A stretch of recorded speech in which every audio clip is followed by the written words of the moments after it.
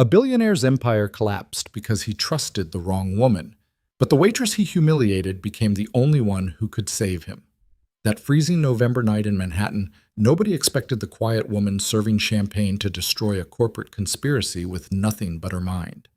While power players schemed in $1,000 suits, Lena Harper wore a wrinkled apron and carried secrets that would shake Wall Street to its foundation. This is her story. Stay until the end, like this video, and comment what city you're watching from so I can see how far this journey goes. The crystal chandeliers of Le Bernardin cast shadows across white tablecloths like fractured diamonds. Adrian Vale sat rigid in his chair, watching his fiancée's perfectly manicured hand rest possessively on his forearm. The restaurant hummed with the quiet wealth of Manhattan's elite, the soft clink of silverware, hushed conversations in multiple languages, the occasional burst of restrained laughter. He hated every second of it. "Darling, you're not listening again." Margot's voice had that edge he'd learned to recognize, sweet on the surface, venom underneath. Adrian forced his attention back to her. "I'm listening." "Then what did I just say about the Monaco trip?" He hadn't heard a word.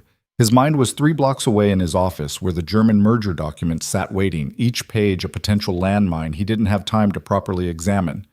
His legal team assured him everything was clean. He didn't believe them. "You said we should extend it to 2 weeks, he lied smoothly. Margot's smile sharpened. "I said 3. But it's fine. I know you're distracted." Her fingers tightened on his arm. "You're always distracted." The accusation hung between them like smoke. She wasn't wrong. Since Elena died 4 years ago, Adrian had built walls so high even his own son couldn't climb them most days. Work was safe. Numbers made sense. People didn't. Especially people like Margot Ashford. He'd proposed to her 6 weeks ago in a moment of weakness, or maybe exhaustion. She was beautiful, sophisticated, from the right family. His board approved. His investors approved. His mother-in-law approved, which was perhaps the most disturbing part. His 7-year-old son Max tolerated her, barely. And Adrian? Adrian felt nothing, which seemed appropriate for a man who'd forgotten how to feel much of anything beyond the dull ache of going through motions. "Excuse me." The voice was so soft, Adrian almost missed it. He looked up to find their server standing 3 feet away, notepad clutched against her chest like a shield. She was small, mid-30s maybe, with dark hair pulled back in a simple knot. Her uniform was clean but worn, the fabric thin in places from too many washes. She kept her eyes down. "We're ready to order," Margot announced without looking at her. "Of course." The waitress's pen hovered over the pad. "What would you like?" Margot lifted the leather-bound menu, squinting at it dramatically. "This is ridiculous. Why is everything in French?" "It's a French restaurant," Adrian said quietly. "Well, I can't read French." Margot thrust the menu toward the waitress. "You. What's this one?" The waitress leaned in slightly. "The bouillabaisse marseillaise. It's a traditional seafood stew with... I didn't ask for the history. Just tell me what's in it." A faint color rose in the waitress's cheeks. Fresh lobster, sea bass, mussels, clams, saffron broth. "Too heavy. Next one." Adrian watched the exchange with growing discomfort. The waitress explained 3 more dishes, her voice getting quieter with each one. Margot rejected them all with increasing irritation. "This is absurd," Margot finally snapped. "How is anyone supposed to order when nothing makes sense?" "The menu has English descriptions underneath," the waitress started. "Are you suggesting I can't read?" Margot's voice rose enough that nearby tables glanced over. "No, ma'am, I just meant... What's your name?" The waitress hesitated. "Lena." "Lena," Margot said it like an insult. "Tell me, Lena, did you finish high school? Or did you skip straight to this?" She gestured vaguely at the woman's uniform. Adrian felt something cold settle in his stomach. "Margot, that's enough." "I'm serious, darling. I want to know if our server is even literate." Margot's eyes glittered with something ugly. "Because if she can't help me understand a simple menu, what exactly is she qualified to do?" The restaurant had gone quiet. Adrian could feel eyes on them. Other diners, staff members frozen in place, the maitre d' starting to move their direction. Lena stood very still, her face carefully blank, but her knuckles had gone white around the notepad. "Actually," Lena said softly, "I can help you." Oh? Margot leaned back with theatrical interest. Please, enlighten me. The menu isn't difficult if you understand the language structure. French culinary terms follow specific patterns. For example, Marseillaise indicates origin, Marseille. Provençal means Provence-style preparation. The confusion might be because you're trying to read it like English instead of recognizing the Latin roots that, Are you lecturing me? Margot's voice could have cut glass. No, ma'am. You asked if I was literate. I'm just demonstrating that I am. Adrian blinked. The words were polite, the tone respectful, but underneath was pure steel. Margot's face flushed dark red. How dare you speak to me that way? Do you have any idea who I am? Who he is? She jabbed a finger toward Adrian. One word from me and you'll be fired before dessert. Margot. Adrian's voice came out harder than he intended. Stop. Don't defend her. This little nobody just insulted me in front of... She didn't insult you. She answered your question. By implying I'm stupid, you implied she was illiterate. She proved otherwise. Margot's mouth opened and closed. Around them, Adrian could hear whispers starting, phones discreetly appearing. This was going to be online within minutes. Billionaire's fiancée humiliates waitress. The headlines wrote themselves. I want her fired, Margot hissed. Now. Lena had gone very pale, but she hadn't moved. Her eyes met Adrian's for half a second, dark brown, intelligent, utterly exhausted, before dropping back to the floor. Something shifted in Adrian's chest. He didn't know this woman, didn't owe her anything, should probably just smooth this over and move on with his evening. Instead, he stood up. We're leaving, he told Margot. What? I'll pay for our drinks. We're done here. Adrian, sit down. You're being ridiculous. No. He pulled his wallet out, extracting several $100 bills and setting them on the table. His briefcase sat beside his chair. He reached for it and stopped. The latch was open. He always locked his briefcase. Always. It contained confidential documents, merger details, personal information he didn't leave exposed. Someone had opened it. Adrian's eyes snapped to Lena, who was already backing away. I'm sorry for the disruption. I'll get someone else to... Wait. She froze. Adrian crouched down, examining the case. Nothing appeared missing, but the papers were slightly askew. And there, tucked between the merger documents and his calendar, was something that didn't belong. His prenuptial agreement with Margot. He'd had his lawyers draft it 3 weeks ago. Margot didn't know it existed yet. He'd planned to present it tomorrow morning, let her review it with her own legal team before they set a wedding date. The document was closed, but a single page had been marked with a folded corner. Section 12.3. The Scandal Clause. Adrian pulled the paper out slowly, his mind racing. The section was buried deep in the contract, page 47 of 60. It stipulated that if either party caused public embarrassment or scandal prior to marriage, the prenuptial terms would be voided and the offending party would receive nothing.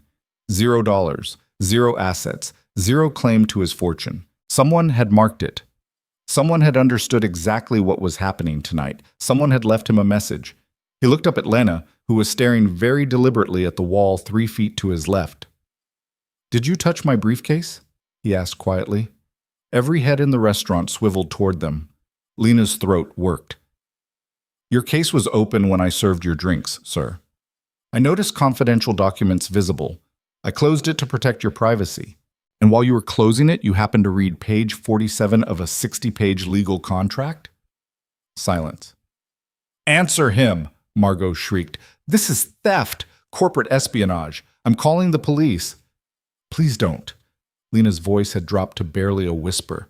I didn't steal anything. I saw the heading and I thought, You thought what? Adrian stood up, the prenup in his hand. Lena finally met his eyes. I thought you should know what was in your own briefcase before tomorrow morning. The restaurant had gone completely still. Even the kitchen noise had stopped. Adrian stared at this small, quiet woman who'd just done something absolutely insane. She'd read confidential legal documents, marked a specific clause, left it for him to find. She'd protected him from the woman he was planning to marry. Adrian, what is that paper? Margot's voice had changed. The theatrical anger was gone, replaced by something sharp and cold. He didn't answer her. He was too busy rereading Section 12.3, understanding finally what Lena had seen. If Margot caused a public scandal, she lost everything. And 5 minutes ago, she'd publicly humiliated a waitress in front of a restaurant full of witnesses with their phones out. "Oh my God," Margot breathed. She'd gone white. "Adrian, whatever you're thinking—" "How did you know?" Adrian asked Lena. "Know what?" "That I had a prenup, that there was a scandal clause, that she—" He gestured at Margot without looking at her. "That this would happen tonight." Lena shook her head. "I didn't know anything would happen. I just saw the document when I served your drinks." The case was open and the heading was visible in German. Ehevertrag mit Strafklauseln. Prenuptial agreement with penalty clauses. I read German, so I understood what it was. And then I saw how she was treating people. The coat check girl, the busboy, me, and I thought... She trailed off. "You thought I should be aware of my own contract before she did something that would trigger it. I thought you should have all the information you needed to make good decisions, sir."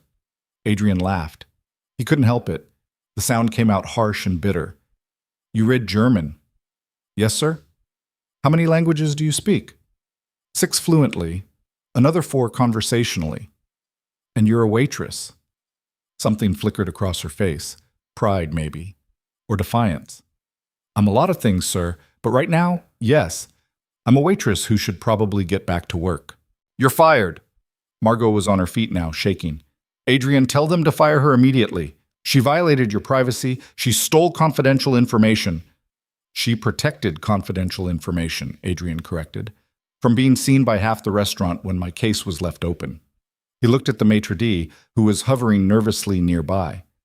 "Who served our drinks initially?" "I did, sir," the man admitted. "I set them down while you were taking a phone call. I may have brushed against your briefcase. I apologize if—" "No apology necessary," Adrian turned back to Lena. "You saw the case open, saw confidential documents visible, and closed it to protect my privacy. Then you marked a clause you thought I should be aware of before making important decisions. Is that accurate?" Lena nodded mutely. "That's corporate espionage," Margot shrieked. "No," Adrian said calmly. "That's good judgment." He pulled out his phone and typed quickly. Within seconds, his head of security responded. The cameras in the restaurant would show exactly what happened. Lena closing the case. Margot creating a public scene. Everything documented. Everything that would hold up in court if needed. "We're done," he told Margot. "The engagement, the wedding, all of it." Her face went from white to crimson. "You're breaking up with me because of this nobody? This minimum wage servant who—" "I'm breaking up with you because you just proved exactly who you are. And Section 12.3 of the prenuptial agreement you were supposed to sign tomorrow means you walk away with nothing." Margot's mouth opened and closed like a fish. "You can't. Adrian, please. I didn't mean—" "Yes, you did." He felt tired suddenly, bone-deep tired. "You meant every word. You just didn't know it would cost you." He turned to Lena, who looked like she wanted to dissolve into the floor. "How much do you make here?" She blinked. What?" "Annual salary." "How much?" "I don't think that's—" "Roughly," she swallowed. "Maybe 30,000, with tips." Adrian pulled out his checkbook. He was probably the last person under 60 who still carried one, and wrote quickly. He tore off the check and held it out. Lena stared at it without moving. "I can't accept that. It's $20,000 for your discretion tonight and your service to my privacy. That's too much for closing a briefcase. Then consider it payment for teaching my ex-fiancée some manners." A startled laugh escaped Lena before she could stop it. She clapped her hand over her mouth, eyes wide. Adrian smiled. He couldn't remember the last time he'd made someone laugh. "Take the check, please." Slowly, hesitantly, Lena reached out and took it. Her fingers were shaking. "Thank you." "Don't thank me yet." Adrian picked up his briefcase, locked it properly this time, and gestured toward the door. "Walk with me." "Sir, I'm working." "Not anymore. You just quit." "I definitely did not—" "You're about to." Adrian looked at the maitre d'. "She's leaving with me. Whatever she earns in a month, I'll triple it and send it to the restaurant as compensation for losing her mid-shift. Good enough?" The maitre d' looked between Adrian's face and Lena's shocked expression. Of course, Mr. Vale, whatever you wish. Excellent. Adrian started toward the exit, then paused. Margot, lose my number. He didn't wait to hear her response. Just walked out into the freezing November night with a waitress who spoke 6 languages and had somehow seen through his entire life in less than 30 seconds. Behind him, he could hear Margot screaming, cameras clicking, chaos erupting. Ahead of him, Lena Harper stood on the sidewalk looking lost and terrified, clutching a $20,000 check like it might explode. Mr. Vale, I don't understand what's happening. Neither do I, Adrian admitted. But I have a proposal for you. A proposal. A business proposal. Come to my office tomorrow morning, 9 a.m.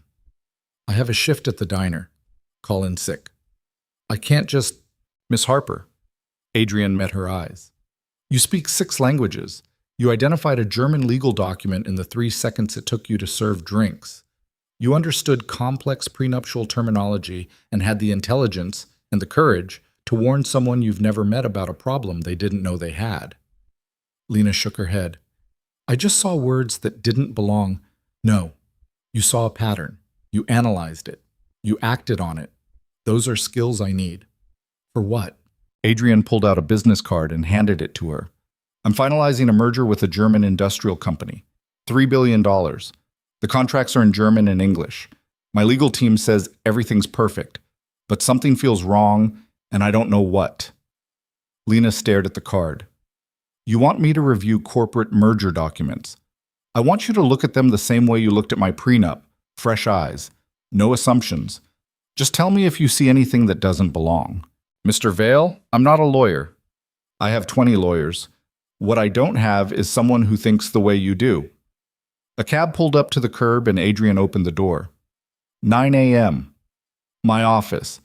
If you say no, I'll pay you for your time anyway, but I hope you'll say yes. Lena clutched the check tighter. Why are you doing this? Because you saved me from making a catastrophic mistake tonight, and I think you might save me from making another one tomorrow. He smiled slightly.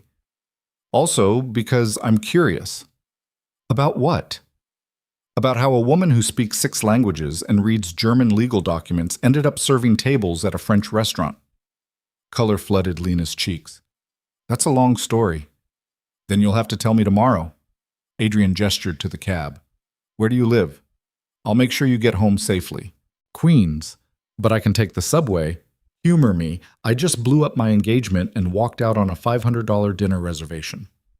Let me do one decent thing tonight. Lena hesitated, then climbed into the cab. She gave an address in Astoria. Adrian handed the driver $300.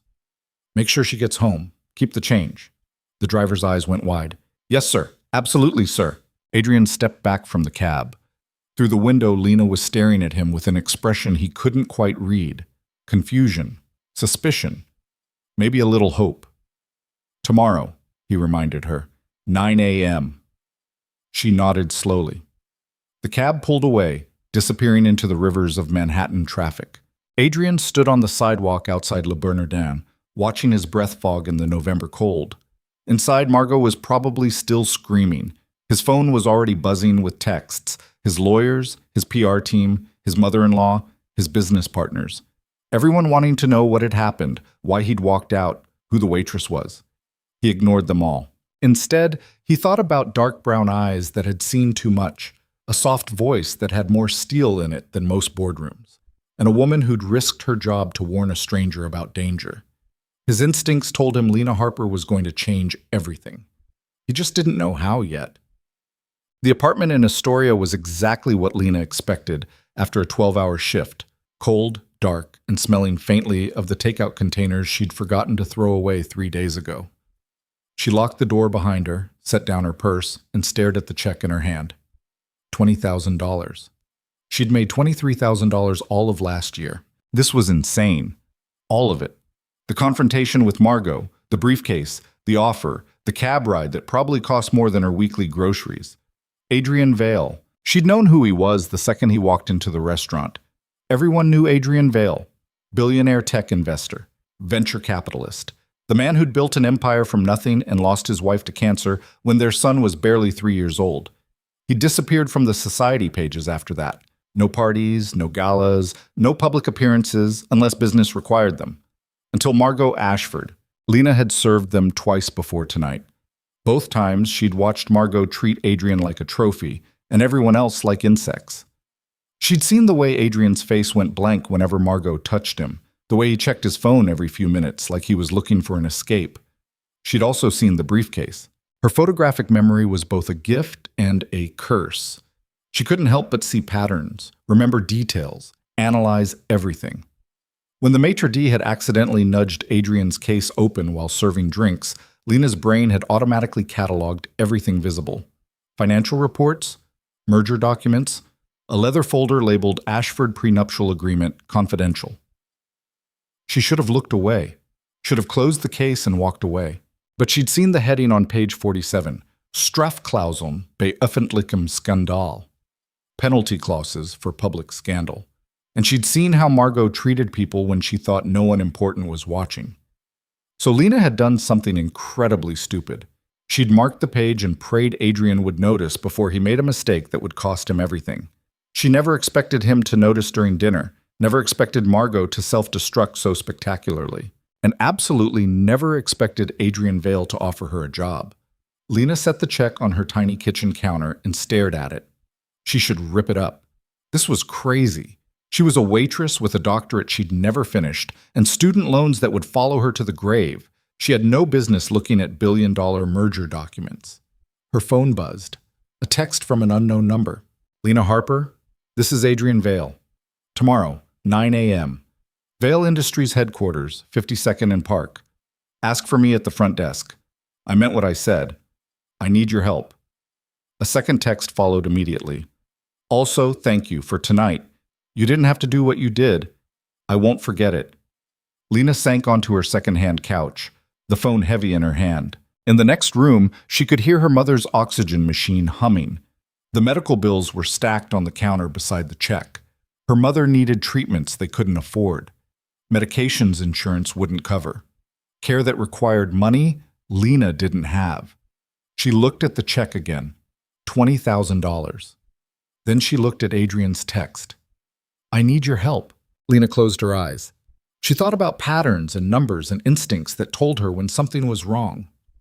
About German contract law and merger agreements, and the feeling that had been nagging at her since the first time she'd overheard Adrian's lawyers discussing the deal. Something was wrong with that merger. She didn't know what yet, but her gut said it was there, buried in the language, hidden in the translation. And Adrian Vale had just asked her to find it. Lena opened her eyes and typed a response. I'll be there. 9 a.m. She sent the text before she could second-guess herself. 3 seconds later, her phone rang. Adrian's number. Hello? Miss Harper. His voice was tired, but something else too. Relieved, maybe. You'll come? I'll come. But Mr. Vale, Adrian, please. Adrian. The name felt strange on her tongue, too familiar, too intimate for a man she'd just met. I'm not qualified for whatever you think you need. I'm just someone who sees things other people miss. That's exactly what I need. Lena bit her lip. What if I can't help? Then you'll have tried, and I'll pay you for your time regardless. That's not fair, reasonable. Probably not. But I didn't build my company by ignoring my instincts. And my instincts say you're the smartest person who walked into that restaurant tonight, including me. Warmth flooded through Lena's chest. When was the last time someone had called her smart? Had seen her as anything other than the quiet waitress who never made trouble? Okay, she whispered. Okay. I'll look at your documents. I'll tell you what I see. But Adrian, yes? If I find something wrong, if it's bad, you have to promise you'll listen. Silence on the other end. Then, I promise. Lena nodded, even though he couldn't see her. Then I'll see you tomorrow, 9 a.m. Tomorrow, Adrian agreed. Sleep well, Lena. He hung up before she could respond. Lena sat in her dark apartment, listening to her mother's breathing in the next room, staring at a check that would change her life and a phone number that might change everything else. Tomorrow, she thought. Tomorrow she would walk into Adrian Vale's world and either save his company or destroy her own credibility trying. But tonight? Tonight she was still just a waitress who'd gotten lucky. She just hoped her luck would hold. Outside her window, Manhattan glittered like broken stars. Somewhere out there, Adrian Vale was probably fighting with lawyers and PR teams and business partners who all wanted to know why he'd walked away from Margot Ashford. And somewhere out there, Margot herself was planning revenge. Lena could feel it. The same way she'd felt the wrongness in the merger documents, the danger in Margot's smile, the shift in the air right before everything exploded. This wasn't over, it was just beginning. Lena didn't sleep. She spent the night going through everything she could find online about Vale Industries and the German merger. By 4 a.m., her eyes burned and her coffee had gone cold, but the unease in her stomach had grown into something sharper. The merger partner was Reichmann Industrial Group, a century-old manufacturing conglomerate based in Stuttgart. On paper, it looked perfect. Reichmann had the European market presence Vale Industries needed. Adrian had the capital and American connections Reichmann wanted. A marriage made in corporate heaven. Except marriages that looked perfect on paper had a way of hiding poison in the fine print. Lena knew that better than anyone. At 8:30, she stood outside her mother's bedroom door, listening to the steady rhythm of the oxygen machine. Her mother had been asleep when Lena got home last night. Still asleep now. The visiting nurse wouldn't arrive until 10. Lena left a note on the kitchen table, checked that all the medications were properly labeled, and walked out into the gray November morning feeling like she was stepping off a cliff. The subway ride to Midtown took 40 minutes. Lena spent it reviewing German contract terminology in her head, trying to ignore the voice that kept whispering she was insane. She was a graduate school dropout who served eggs and refilled coffee for a living. What made her think she could walk into a billionaire's office and find problems his team of expensive lawyers had missed? But she'd seen that briefcase, seen the merger documents mixed in with the prenup, and something about the language structure had felt off. The same way Margot's smile had felt wrong, the same way you could sense a storm coming before the first drop of rain. Vale Industries' headquarters was a steel and glass tower that made her feel like an ant. Lena pushed through the revolving doors into a lobby that probably cost more than her entire apartment building. The receptionist looked up with the kind of smile that didn't reach her eyes. "Can I help you?" "I'm here to see Adrian Vale. He's expecting me." The smile became more genuine and more surprised. "Your name?" "Lena Harper." The receptionist typed something, waited, then her eyebrows shot up. "Oh, yes, Mr. Vale left instructions." She handed Lena a visitor badge. 52nd floor. His assistant will meet you at the elevator. Lena's hand shook as she clipped on the badge. This was real. This was actually happening. The elevator ride felt like flying. When the doors opened on the 52nd floor, a sharp-looking woman in her 50s was waiting. "Miss Harper, I'm Catherine, Mr. Vale's executive assistant." She gestured down a hallway lined with abstract art that probably cost more than medical school. "He's in a meeting but asked me to get you settled. Can I get you coffee, water?" "Water would be great." Catherine led her past glass-walled offices where people in expensive suits talked on phones and typed frantically. Everyone looked busy and important and like they belonged here. Lena felt like a fraud. They stopped at a conference room with floor-to-ceiling windows overlooking Manhattan. Catherine opened the door. "Wait here. He shouldn't be more than a few minutes." The room was empty except for a massive table and a single cardboard box sitting in the center. Lena approached it slowly. The box was labeled Reichmann Merger, Complete Documentation. Her heart rate kicked up.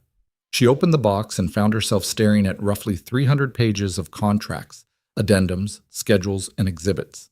Half in English, half in German, all dense with legal terminology that would take days to properly review. Adrian thought she could do this in one morning.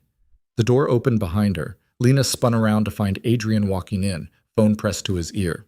"I don't care what the board thinks, Richard. The engagement is over. Handle it." He ended the call without waiting for a response and looked at Lena. "You came. You asked me to." Something in his expression relaxed. He looked tired, more tired than last night, if that was possible. His suit was immaculate, but his tie was slightly loosened, his hair disheveled like he'd been running his hands through it. "Did you sleep?" Lena asked before she could stop herself. Adrian smiled faintly. "Did you?" "No." "Then we're even." He moved to the table, gesturing at the box. "That's everything. Contracts, financial schedules, environmental assessments, employment agreements. My legal team has been through it twice. They say it's clean, but you don't believe them. I don't know what I believe. That's why you're here. Adrian pulled out a chair. Sit, please. Lena sat. Adrian took the chair across from her, close enough that she could see the faint shadows under his eyes. Before we start, he said quietly, I need to ask you something. Okay. Last night at the restaurant, the briefcase. You said you read German, so you understood what the prenup was. Yes. How long did you look at it? Lena swallowed. Maybe 10 seconds, while I was closing the case. And in 10 seconds, you read enough to understand there was a scandal clause and decided I should know about it? I remember things. Once I see them. It's just how my brain works. Adrian studied her face like he was trying to solve an equation. What else do you remember? From the briefcase? From anywhere? Everything. Heat crept up Lena's neck. That's not a useful question. Humor me. She took a breath. The first time you came into the restaurant was 3 weeks ago, October 23rd. You ordered the duck confit. Margot had the sea bass, but sent it back because she said it was overcooked. It wasn't. You drank 2 glasses of Bordeaux. She had champagne. You left a 30% tip even though she was rude to the sommelier. Adrian's eyes widened slightly. The second time was November 2nd, Lena continued, unable to stop now. You ordered the same thing. So did she. You took 3 phone calls during dinner. She complained about all of them. You apologized, but you didn't mean it. I could tell because you used the same words each time. I'm sorry. It's just work. Like a script. You remember all of that. I remember everything. Conversations, documents, patterns. It's not as useful as it sounds. Why not? Because most people don't like being seen that clearly. Lena met his eyes. It makes them uncomfortable. Adrian leaned back in his chair. It doesn't make me uncomfortable. It will eventually. Why do you say that? Because everyone leaves, Lena thought. Everyone who gets close enough to see how strange you are, how different you are, how you don't fit anywhere no matter how hard you try. Because it always does, she said instead. Silence filled the conference room. Outside the windows, Manhattan spread out like a game board. Inside, Adrian watched her with an expression she couldn't quite read. The merger documents, he said finally. What do you need from me? Time, quiet, and if I have questions about context or intent, someone who can answer them. I can do that. How long do you think? I don't know. Could be an hour. Could be all day. Adrian pulled out his phone and typed quickly. I'm clearing my calendar. Take as long as you need. You can't just, yes, I can. This is important. He stood up. I'll be in my office, right next door. If you need anything, just knock. Lena stared at the box of documents. What if I don't find anything? Then my lawyers were right, and I'm paranoid. And if I do find something? Adrian's jaw tightened. Then we figure out what to do about it. He left before she could ask any more questions. The door clicked shut, and Lena was alone with 300 pages of contracts that could make or break a $3 billion deal. No pressure. She pulled the first document out of the box and started reading. 2 hours later, Lena's back ached and her vision was starting to blur, but she'd made it through the primary merger agreement and most of the financial schedules. Everything looked standard, clean, exactly what Adrian's lawyers had said, which only made the itch between her shoulder blades worse. She moved on to the environmental assessments, dense technical reports about Reichmann's manufacturing facilities in Germany, emissions data, waste management protocols, compliance certifications, all in German. Lena read slowly, her photographic memory cataloging every detail. The reports were thorough, maybe too thorough, like someone had been very careful to document everything properly. She was halfway through the 3rd environmental report when she saw it, a date that didn't match. Lena sat up straighter, her heart beginning to pound. She flipped back to the previous report, checking the certification date, then forward to the next one. The dates were sequential: January, February, March. All certified by the same environmental agency, Bundesumweltamt, the German Federal Environment Agency, except the March report used language that didn't exist in March. Lena pulled out her phone and searched for Bundesumweltamt Regulation Changes 2025. Her German was good enough to navigate the official website. She found what she was looking for in under 3 minutes. The German government had changed environmental reporting requirements in July. New terminology, new standards, new forms. The March report used the July language. Someone had backdated it. Lena's hands started shaking. She forced herself to slow down, to check and double-check. Maybe she was wrong. Maybe it was just a template error. Or, no. The more she looked, the clearer it became. 3 of the environmental reports had been created after July, but dated before the regulation change. The language was wrong. The terminology was wrong. The entire structure was wrong. Someone had falsified environmental compliance documents. And if those were fake, what else was hidden in the data they supposedly certified? Lena stood up so fast her chair rolled backward. She grabbed the reports and walked to Adrian's office, knocking once before pushing the door open. Adrian was on the phone, but he took one look at her face and said, "I'll call you back," before hanging up. "What is it?" "The environmental reports. They're fake." All the color drained from Adrian's face. "What?" Lena spread the documents across his desk. "Look at the dates. March 15th, April 3rd, May 20th. But the language they use, these specific terms," she pointed to the German text, "didn't exist until July when Germany updated their environmental regulations. Someone created these reports after July and backdated them." Adrian stared at the papers. "You're sure?" "I'm sure. The terminology is wrong for the dates listed. It's like someone writing about COVID-19 in a document supposedly from 2018. The words didn't exist yet." "Why would they backdate environmental reports?" "To hide something, to make it look like they were in compliance earlier than they actually were. Or," Lena's stomach dropped, "to hide that they were never in compliance at all." Adrian stood up, his face going hard. "If Reichmann has environmental violations we don't know about, you'd inherit the liability when the merger completes. Every fine, every cleanup cost, every lawsuit. How much are we talking about?"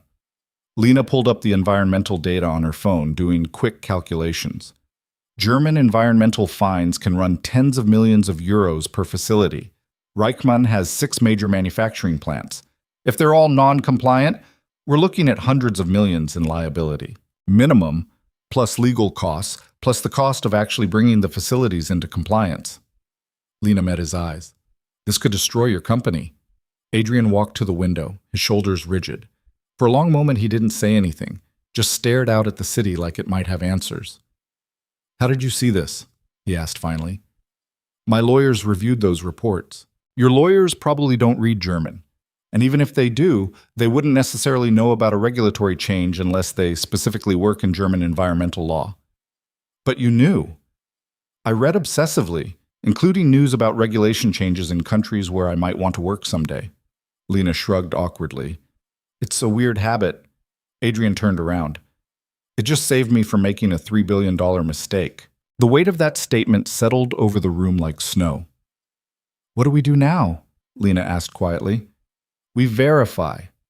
I'll get a German environmental law specialist to review these reports. If you're right, I'm right. Then we confront Reichmann. And if they lied about this, we walk away from the entire deal.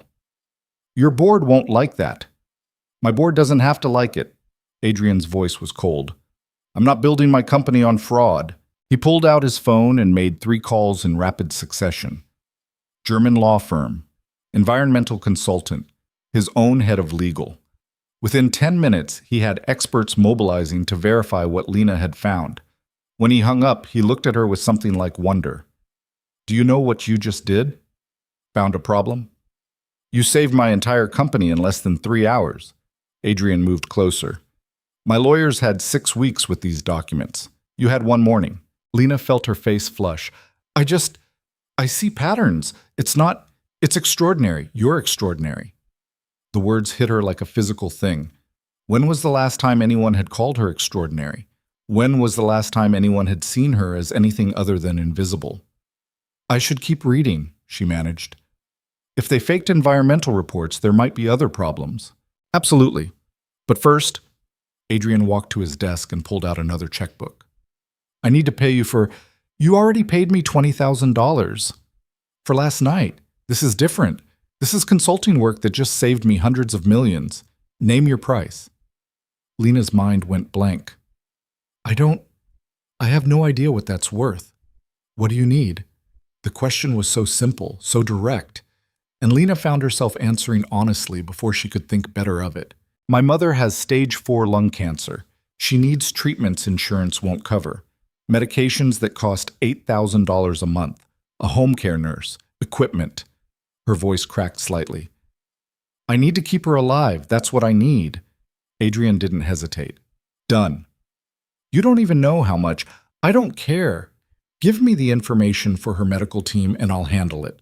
All of it. Treatments, medications, nursing care, whatever she needs. Lena felt tears burning behind her eyes. Why would you do that? Because you just saved my company. Because you're brilliant and you've been wasting your talent serving tables because the world is unfair and broken. Because I can afford it and you can't. Adrian's voice softened. And because nobody should have to watch their mother die while they're trying to figure out how to pay for help. The tears spilled over before Lena could stop them. She turned away, embarrassed, trying to pull herself together. I'm sorry, she whispered. I don't usually... Don't apologize. Adrian handed her a box of tissues from his desk. Take your time. Lena wiped her eyes, feeling ridiculous and grateful and overwhelmed all at once. Thank you. I don't know how to... I can't... Then don't try. Just keep doing what you're doing. Look through the rest of those documents. Find anything else that doesn't belong. And when you're done, we'll talk about what comes next. What comes next? Adrian smiled slightly. That depends on whether you want a permanent job. Lena's breath caught. Doing what? Whatever you want. Corporate analysis, due diligence, legal review, consulting. I don't care about the title. I care about keeping you close enough that the next time someone tries to hide a problem in the fine print, you're there to catch it. I'm not qualified. You're more qualified than anyone I've ever met. You just don't have the right credentials yet. Adrian leaned against his desk. So we'll get you those credentials, night classes, executive education, whatever you need. And in the meantime, you work for me and you get paid what you're actually worth. Lena stared at him. You're serious? Completely. You're offering me a job based on one morning of work. I'm offering you a job based on 2 nights of demonstrating better judgment than everyone I currently employ. Adrian crossed his arms. Last night, you protected me from a disastrous marriage. This morning, you protected me from a disastrous merger. I'd be an idiot not to hire you. Your board will think you're crazy. My board can cope. He moved closer, his expression earnest. Lena, I know this is fast. I know it probably seems insane, but I didn't build this company by playing it safe. I built it by trusting my instincts, and my instincts say you're the best decision I could make right now. Lena wanted to argue, wanted to point out all the reasons this was a terrible idea. She had no corporate experience, no business degree, no network or connections or polish. But she did have a mother who needed medicine, and she did have a brain that saw patterns nobody else could see. And standing in front of her was a man offering her a chance she'd spent years dreaming about and never thought she'd get. Okay, she heard herself say. Okay? I'll do it, the job, whatever you need, Lena took a shaky breath. I'll try. Adrian's whole face changed. The exhaustion lifted. The tension in his shoulders eased. He looked almost happy. Thank you, he said quietly. You won't regret this. I might. Then I'll make sure you don't. He glanced at his watch. It's almost noon. Have you eaten? Lena's stomach chose that moment to growl loudly. She hadn't eaten since yesterday's shift ended. Adrian laughed. A real laugh, surprised and genuine. I'll take that as a no. Come on. We'll get food, and you can tell me what else you need to finish reviewing the merger documents. I can just... Lena. He met her eyes. You work for me now. Which means you eat lunch and take breaks and don't burn yourself out in the first 6 hours. Okay? She nodded, still feeling like this was all a dream she might wake up from. They ended up in Adrian's private office with sandwiches from a deli that probably charged $30 for turkey and cheese. Lena sat in a leather chair that cost more than her monthly rent and tried to act like this was normal. Tell me about your mother, Adrian said. So Lena did. She talked about diagnosis and treatments and the slow, terrible process of watching someone you love disappear piece by piece. She talked about medical bills and insurance battles, and the visiting nurses who were kind but overworked. Adrian listened without interrupting. When she finished, he pulled out his phone and made a call. Marcus, Adrian Vale, I need you to set up a full medical care package for... He looked at Lena. What's your mother's name? Sarah Harper. Sarah Harper, stage 4 lung cancer. I want the best oncology team in New York, in-home nursing, whatever equipment she needs, and I want it handled today. He paused. I don't care what it costs. Just make it happen. He hung up and met Lena's stunned expression. That's Marcus. He handles my personal investments and also apparently miracles when I need them. He'll have someone at your apartment this afternoon to assess what your mother needs. They'll coordinate with her current doctors and implement whatever treatment plan makes sense. Lena couldn't speak, couldn't process what she was hearing. You don't have to worry about money anymore, Adrian said gently. Not for her care, not for anything. That's done. So you can focus on the work. Deal? Deal, Lena whispered. They spent the next hour going through the rest of the merger documents. Lena found 2 more irregularities, both smaller than the environmental fraud but still concerning, missing signatures on subsidiary agreements, financial projections that didn't match the underlying data. By 3 o'clock, Adrian had canceled the merger. By 4 o'clock, his lawyers were drafting the termination notice. By 5 o'clock, his board was having an emergency meeting that Adrian refused to attend. They'll want explanations, Catherine said, poking her head into the conference room. The merger was supposed to close next week. Then I'll explain on Monday. Right now, I need to make sure we document everything properly so Reichmann can't sue us for backing out. Adrian looked at Lena. You'll need to write up your findings, full report, timeline, evidence, everything you saw. I can do that.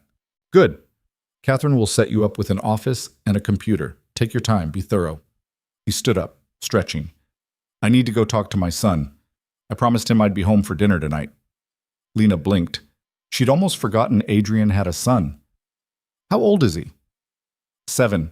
His name's Max. Something soft crossed Adrian's face. He's the only reason I haven't completely lost my mind the last 4 years. Does he know about the breakup with Margot? Not yet, but he will. And he'll be relieved. Adrian grabbed his coat. She was terrible to him, polite in front of me, cold when she thought I wasn't paying attention. He's too smart not to notice. Lena thought about the little boy growing up without a mother, watching his father disappear into work, trying to navigate a world of nannies and private schools and women who wanted his father's money, but not him. Bring him by sometime, she said impulsively. If you want, I'd like to meet him. Adrian looked surprised, then pleased. I'd like that. He's good at reading people too. I think you two would get along. After Adrian left, Lena spent another 3 hours writing up her analysis of the merger documents. Catherine brought her coffee and a sandwich and told her not to work too late. Mr. Vale will feel guilty if you collapse from exhaustion on your first day, she said with a slight smile. Has he always been like this? Lena asked. The intensity? Worse since his wife died. Work is the only thing that makes sense to him anymore. Catherine hesitated. But I haven't seen him smile this much in years. So whatever you're doing, keep doing it. By the time Lena finished the report, it was almost 9 p.m. She emailed it to Adrian, packed up her things, and took the subway back to Queens feeling like she'd lived an entire lifetime in one day. Her apartment was transformed. There was a hospital bed in her mother's room now, professional medical equipment, a nurse sitting beside Sarah's bed, monitoring vitals and adjusting medication. Miss Harper? The nurse stood up. I'm Jennifer. Mr. Vale's office sent me. I'll be here overnight, and my colleague Diane will take the day shift. We've already coordinated with your mother's oncologist. She's resting comfortably. Lena walked to the bed, looking down at her mother's sleeping face. Sarah looked peaceful, more peaceful than she had in months. Thank you, Lena whispered. She went to her own room and collapsed on the bed, still wearing her clothes from the morning. Her phone buzzed with a text from Adrian. Got your report. It's perfect. Get some sleep. Tomorrow, we deal with the fallout. Lena smiled and texted back. Thank you for everything. His response came immediately. Thank you for saving me from my own terrible decisions. Lena set the phone down and closed her eyes. Tomorrow there would be meetings and explanations, and probably a lot of angry phone calls from Reichmann's lawyers. Tomorrow she'd have to figure out how to be the person Adrian seemed to think she was. But tonight, her mother had a nurse, had medication, had a chance, and Lena had a job, a real job, with a man who'd looked at her and seen someone worth investing in. She fell asleep with tears on her face and hope in her chest for the first time in years. 3 blocks away, in a penthouse apartment overlooking Central Park, Adrian sat with his son at the kitchen table. Max was building something with Legos, a spaceship maybe, or a castle. It was hard to tell. "Dad?" "Yeah, buddy." "Is Margot gone?" Adrian looked at his son's serious face. "Yeah, she's gone." "Good." Max added another piece to his structure. "She was mean." "I know. I'm sorry I didn't see it sooner." "It's okay. You were sad." Max looked up at him. "Are you still sad?" Adrian thought about Lena's dark eyes and quick mind and the way she'd seen through everything in seconds. Thought about how his company was safe because a waitress had noticed patterns his lawyers missed. "Less sad," he said honestly. "I met someone interesting today." "Like Margot interesting?" "No, different interesting. Smart interesting." "Good." Max went back to his Legos. "Smart is better than pretty." Adrian smiled. "When did you get so wise?" "I'm 7. I know everything." "Right. My mistake." They sat in comfortable silence. Outside the windows, the city glowed with a million lights, and somewhere out in that city was a woman who'd walked into Adrian's life and changed everything without even trying. He pulled out his phone and looked at the last text she'd sent. "Thank you for everything." Adrian typed a response he didn't send. "I think you might have saved more than my company today." Instead, he deleted it and wrote something simpler. "Sleep well, Lena. See you tomorrow." Tomorrow they'd face the board, face Reichmann, face all the complications of walking away from a $3 billion deal days before closing. But tonight, Adrian had his son, had his company, had a future that felt slightly less empty than it had this morning. And that, he thought, was enough. The fallout started before Lena even made it to the office Monday morning. Her phone buzzed with a news alert while she was still on the subway. Vail Industries cancels major German merger. Shareholders demand answers. By the time she walked into the building, 3 more articles had appeared, each more speculative than the last. Insider trading, cold feet, personal vendetta against Reichmann's CEO. Nobody mentioned environmental fraud because Adrian's lawyers were still building the case. Catherine met Lena at the elevator with a grim expression and a cup of coffee. "The board meeting started 20 minutes ago. It's not going well." "Should I—" "Wait in your office. Mr. Vail will send for you when he needs you." Catherine handed her the coffee. "Fair warning, they're going to want your head on a platter." Lena's stomach dropped. "Why mine?" "Because you're the new variable. The unknown waitress who walked in and convinced their CEO to torpedo a deal they've been planning for 8 months. Catherine's expression softened slightly. "Don't take it personally. They'd hate anyone who disrupted their plans." Lena's new office was smaller than Adrian's, but still larger than her entire apartment.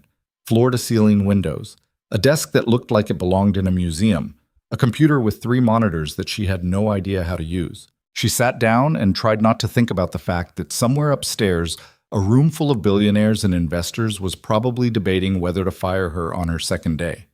The phone on her desk rang. She stared at it for 3 rings before figuring out how to answer. "Miss Harper? It's Catherine. Mr. Vail needs you in the boardroom, 54th floor. Now." Lena's hands went cold. "Okay, I'm coming." The walk to the elevator felt like walking to an execution. She rode up 2 floors, trying to remember how to breathe. When the doors opened, Catherine was waiting. "Straight down the hall, last door on the right, just—" Catherine hesitated. "Be yourself. That's what he needs right now." The boardroom was twice the size of the conference room where Lena had reviewed the merger documents. 20 people sat around a table that could have seated 40. All of them looked angry. Adrian stood at the head of the table, his expression carved from ice. When Lena walked in, every head turned toward her. "This is Lena Harper," Adrian said, "the analyst who identified the problems with the Reichmann merger." A man in his 60s with silver hair and a face like a bulldog leaned forward. You mean the waitress who convinced you to walk away from $3 billion based on her interpretation of German environmental law? Lena felt the room's collective skepticism like a physical weight. I'm not a lawyer, she said quietly, but I do read German, and the environmental reports submitted by Reichmann contain language that didn't exist on the dates those reports were supposedly certified. That's a very serious accusation, a woman with sharp eyes said from the middle of the table. Do you have proof? Yes. Lena looked at Adrian, who nodded. She moved to the screen at the front of the room, her hands shaking slightly as she pulled up her report. These are the 3 environmental compliance reports dated March, April, and May of this year. They were supposedly certified by the Bundesumweltamt, the German Federal Environment Agency. She clicked to the next slide, highlighting specific German phrases. These terms, Nachhaltigkeitsrahmen, Emissionsobergrenze, Klimaneutralitätsziel, all refer to regulatory frameworks that didn't exist until July when Germany updated their environmental code. Using them in documents supposedly created in March is like, she searched for an analogy they'd understand. Like referencing TikTok in a document from 2012. The words didn't exist yet. Silence. The silver-haired man frowned. How do we know you're not mistaken about when those terms came into use? Lena pulled up the official German government website, time-stamped and archived. Here's the announcement of the regulatory change, July 15th. And here, she switched screens, are the old forms that should have been used for March, April, and May certifications. Different terminology, different structure, different requirements entirely. So someone at Reichmann backdated the reports, a younger board member said slowly, or created false reports to hide compliance failures. Either way, if we'd completed this merger, Vail Industries would have inherited legal liability for whatever environmental violations those fake reports are covering up. How much liability? The bulldog asked. Lena looked at Adrian, who nodded again. German environmental fines can run 50 million euros or more per facility for serious violations. Reichmann has 6 major manufacturing plants. If all of them are non-compliant, we're looking at potential liability exceeding $300 million, plus legal costs, plus remediation. The room erupted. Half the board started talking at once. The other half pulled out phones and tablets, presumably fact-checking what Lena had just said. Even if she's right, the sharp-eyed woman said loudly over the noise, we could have negotiated, required Reichmann to fix the compliance issues before closing. We didn't have to walk away entirely. Yes, we did. Adrian's voice cut through the chaos. Because if they lied about environmental compliance, what else are they lying about? Financial data? Subsidiary agreements? Tax filings? You don't know they lied, the bulldog argued. This could be a clerical error, a translation mistake. It's not. Lena surprised herself by speaking up. Every eye swung back to her. I found 2 other irregularities in the merger documents. Financial projections that don't match the underlying revenue data. Missing signatures on 3 subsidiary transfer agreements. Individually, each problem could be explained away. Together, they form a pattern. A pattern of what? Someone asked. Fraud. Reichmann is hiding something. Maybe environmental violations. Maybe financial problems. Maybe both. But whatever they're hiding, it would have become our problem the second this merger closed. More silence. Then the woman with sharp eyes said, I want independent verification, German law firms, environmental consultants, full audit of everything Miss Harper found. Already in progress, Adrian said. We'll have preliminary results by Wednesday. And if she's wrong, then I'll personally apologize to Reichmann and discuss whether the deal can be salvaged. But if she's right, Adrian's expression hardened. Then we dodged a bullet that would have destroyed this company. The bulldog looked at Lena with something like grudging respect. Where did you study German environmental law? I didn't. I studied comparative linguistics at Columbia. German was one of my focus languages. You dropped out, someone said. Not a question. Heat flooded Lena's face. Yes. Family emergency. I never finished my doctorate. But you remember regulatory changes from 6 months ago in a foreign country. I read a lot. And I remember what I read. Convenient, the sharp-eyed woman muttered. It's not convenient, Lena said before she could stop herself. It's exhausting. Do you know what it's like to remember every conversation, every document, every mistake you've ever made? To walk around with all of that in your head all the time and have people assume you're making it up because it doesn't fit their idea of normal? The room went quiet. Adrian was looking at her with an expression she couldn't read. I'm not asking you to believe me because I'm special or qualified or anything else, Lena continued, her voice steadier now. I'm asking you to look at the evidence, check the dates, verify the language, bring in experts, but don't dismiss what I found just because I used to serve tables. The bulldog leaned back in his chair. You've got nerve. I'll give you that. She's got more than nerve, Adrian said quietly. She saved this company, and whether you want to admit it or not, every single person in this room knows it. The vote to proceed with independent verification of Lena's findings was unanimous. The meeting ended with grudging agreement to wait for expert analysis before making any final decisions about the Reichmann deal. Lena escaped to the hallway feeling like she'd survived a car crash. Adrian followed her out. You okay? I think I'm going to throw up. There's a bathroom right. I'm kidding, mostly. Lena leaned against the wall, her legs shaky. Do they always talk to people like that? Only when billions of dollars are at stake. Adrian studied her face. You held your own, better than most people would have.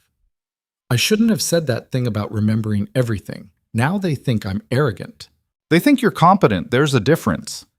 Adrian's phone buzzed. He glanced at it and sighed. I have to deal with our PR team. Reichmann's lawyers are already threatening to sue for breach of contract. Can they do that? They can try. But if our verification confirms what you found, they won't have a leg to stand on. He looked at her. Go home. Get some rest. You've done enough for one day. It's barely noon, and you just faced down my entire board without backing down. That counts as a full day in my book. Adrian's expression softened. Seriously, go check on your mother. We'll handle the rest. Lena wanted to argue, but exhaustion was starting to creep in around the edges. Okay, but call me if you need anything. I will. She made it as far as the elevator before her phone rang. Unknown number. Hello? Lena Harper? The voice was female, polished, cold. Yes? This is Margot Ashford. We need to talk. Lena's stomach clenched. I don't think that's a good idea. I don't care what you think. You destroyed my engagement and humiliated me in public. The least you can do is hear me out. I didn't destroy anything. You did that yourself. By defending myself against your little stunt with the briefcase? Margot's laugh was bitter. Please, Adrian was looking for an excuse to call off the wedding. You just gave him one. Then maybe you should be talking to him instead of me. Oh, I tried. He won't take my calls, but you... Margot's voice sharpened. You're the new shiny thing, the brilliant analyst who saved his company. Let me guess. He's already offered you a job? Lena didn't answer. Of course he has. Adrian has a type. Smart, broken, needs saving. His dead wife was the same way. Charity cases make him feel important. I'm hanging up now. Wait. Something in Margot's tone changed. I'm not calling to threaten you. I'm calling to warn you. Warn me about what? Adrian Vale is a good man, but he's also a dangerous man. He builds empires by crushing anyone who gets in his way. And when he's done using you, when you stop being useful or interesting or whatever it is that's caught his attention right now, he'll discard you just as quickly as he discarded me. That's not... How long have you known him? 3 days? I was with him for 6 months and I barely scratched the surface. He doesn't let anyone in. Not really. You think you're special because he's paying attention to you? You're not. You're just convenient. Lena's hand tightened on the phone. Why are you really calling? Silence. Then, because I want you to understand what you're getting into. Adrian doesn't need a partner. He needs someone who'll never question him, never challenge him, never expect anything he's not willing to give. And if you can't be that person, if you want something real from him, you're going to get hurt. Thanks for the concern. I'll manage. Will you? Margot's voice dropped. What happens when he finds out you're just a dropout with a photographic memory? When the novelty wears off and you're just another employee? Then I'll still have helped him avoid a fraudulent merger. That doesn't stop being true just because the novelty wears off. You're naive. Maybe. But at least I'm not bitter. Lena hung up before Margot could respond. Her hands were shaking again, but this time from anger instead of nerves. She shouldn't let Margot's words get to her. The woman was clearly hurt and lashing out. Everything she'd said was designed to plant doubt, to make Lena second-guess the one good thing that had happened to her in years. But as Lena rode the subway back to Queens, she couldn't quite shake the unease settling in her chest. Was Adrian using her? Was this all just temporary until someone better came along? And what happened when he realized she wasn't actually extraordinary, just a woman who'd gotten lucky with a photographic memory and a talent for patterns? Her apartment felt too quiet when she got home. Jennifer, the night nurse, had been replaced by Diane, a cheerful woman in her 40s who greeted Lena with a warm smile. "Your mother had a good morning," Diane said. "Ate some breakfast. We did some breathing exercises. She's sleeping now, but she asked about you earlier." Lena peeked into her mother's room. Sarah looked smaller than she had even a week ago, her frame fragile under the clean white blankets. But her breathing was steady and the pain lines around her eyes had eased. "Thank you," Lena whispered to Diane. She spent the afternoon doing paperwork for her mother's care, answering emails from Catherine about office logistics, and trying not to check her phone every 5 minutes to see if Adrian had texted. He didn't. By 6 p.m., Lena had convinced herself that Margot was right. Adrian had gotten what he needed from her. Now he was back to his real life with his real colleagues, and she was just... Her phone buzzed. "Can you come back to the office? We have a situation." Lena's heart rate spiked. She texted back, "What kind of situation?" "The kind that requires you specifically. I'll send a car." 20 minutes later, Lena was in the back of a town car, heading back to Manhattan. She'd changed into the one professional outfit she owned, a black dress she'd bought at a thrift store for a graduate school interview that never happened. Catherine met her in the lobby looking stressed. "He's in his office, and before you go up, the German consultants called. You were right. About everything." Relief and dread warred in Lena's chest. "How bad is it?" "Bad enough that Reichmann's stock dropped 18% in the last hour. News leaked about potential environmental violations. Their CEO is scrambling." Catherine pressed the elevator button. "Adrian needs you to help draft a statement, something technical enough to be credible, but vague enough not to expose us to liability." Lena nodded numbly and rode up to the 52nd floor. Adrian's office door was open. He was on the phone, pacing, his tie loosened and his hair disheveled. When he saw Lena, his expression shifted. Relief, maybe, or something close to it. "I'll call you back," he said into the phone and hung up. "You came. You said you needed me." "I do. Sit, please." Adrian gestured to the chair across from his desk. "The consultants confirmed everything you found. The environmental reports were falsified. Reichmann has been operating 6 facilities in violation of German environmental codes for at least 3 years. The potential fines and remediation costs are," he rubbed his face, "they're catastrophic." "How catastrophic?" $400 million. Minimum. Lena felt the air leave her lungs. "If you'd completed the merger, we would have been legally responsible for all of it." Adrian met her eyes. "You saved this company, not figuratively, literally. If we'd signed that deal, Vale Industries would have been destroyed." "What happens now?" "Now we issue a statement explaining why we withdrew from the merger without exposing ourselves to a lawsuit from Reichmann for defamation or breach of contract. We need to say enough to protect our reputation, but not so much that we give them ammunition." Lena thought for a moment. "You say the merger was withdrawn after comprehensive due diligence revealed material discrepancies in environmental compliance documentation that posed unacceptable liability risk to Vale Industries and its shareholders. Nothing specific. Nothing accusatory. Just facts." Adrian stared at her. "That's perfect. It's vague enough to be defensible and specific enough to make clear this wasn't cold feet or bad faith. Can you write it up? Full statement. Something I can give to our PR team tonight." "Yes, but Adrian..." "What?" Lena hesitated. "Margot called me today." Adrian's whole body went rigid. "What did she say? That you have a type. Smart, broken, needs saving, that you're using me, and when you're done, I'll be discarded like she was." Silence filled the office. Adrian turned away, walking to the window. "Is she right?" Lena asked quietly. "About what?" "About me being a charity case. About this all being temporary." Adrian turned back around. His face was difficult to read, anger, maybe, or hurt. Do you believe her? I don't know what to believe. 3 days ago, I was serving tables. Now I'm drafting corporate statements and sitting in your office at 7 p.m. like I belong here. It doesn't make sense. Why does it have to make sense? Because people don't just... Lena struggled for words. People like you don't just hand people like me entire careers because we got lucky once. Twice? You got lucky twice. Fine. Twice. But that doesn't explain why you're... She gestured helplessly. Why you're investing so much in someone you barely know. Adrian moved closer. You want the truth? Yes. I'm not investing in you because you're a charity case, or because I have a savior complex, or whatever else Margot said. I'm investing in you because in 3 days you've demonstrated better judgment than anyone I've worked with in 3 years. Because you see things other people miss. Because you're brilliant and honest, and you don't care about impressing me, you care about being right. His voice softened.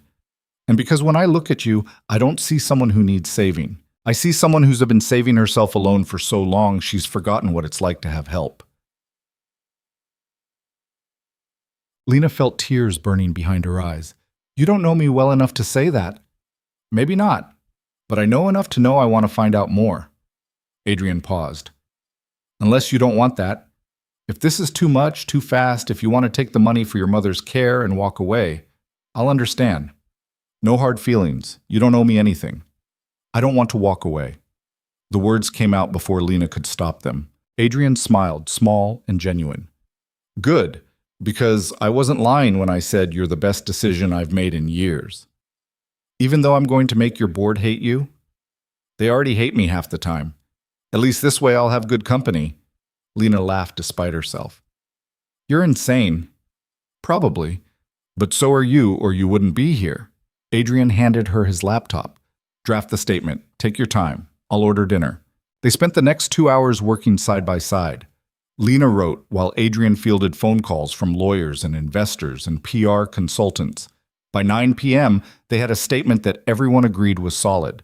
By 10 p.m., it had been released to the press. By 11 p.m., the story had exploded across financial news.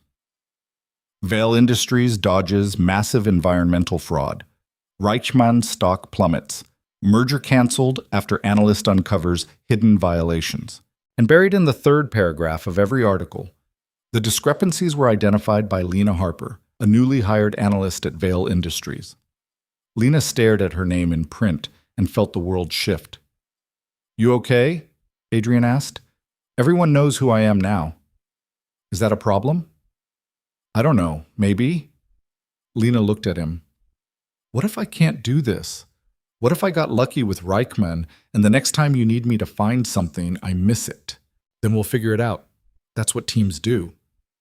I've never been good at teams. Neither have I.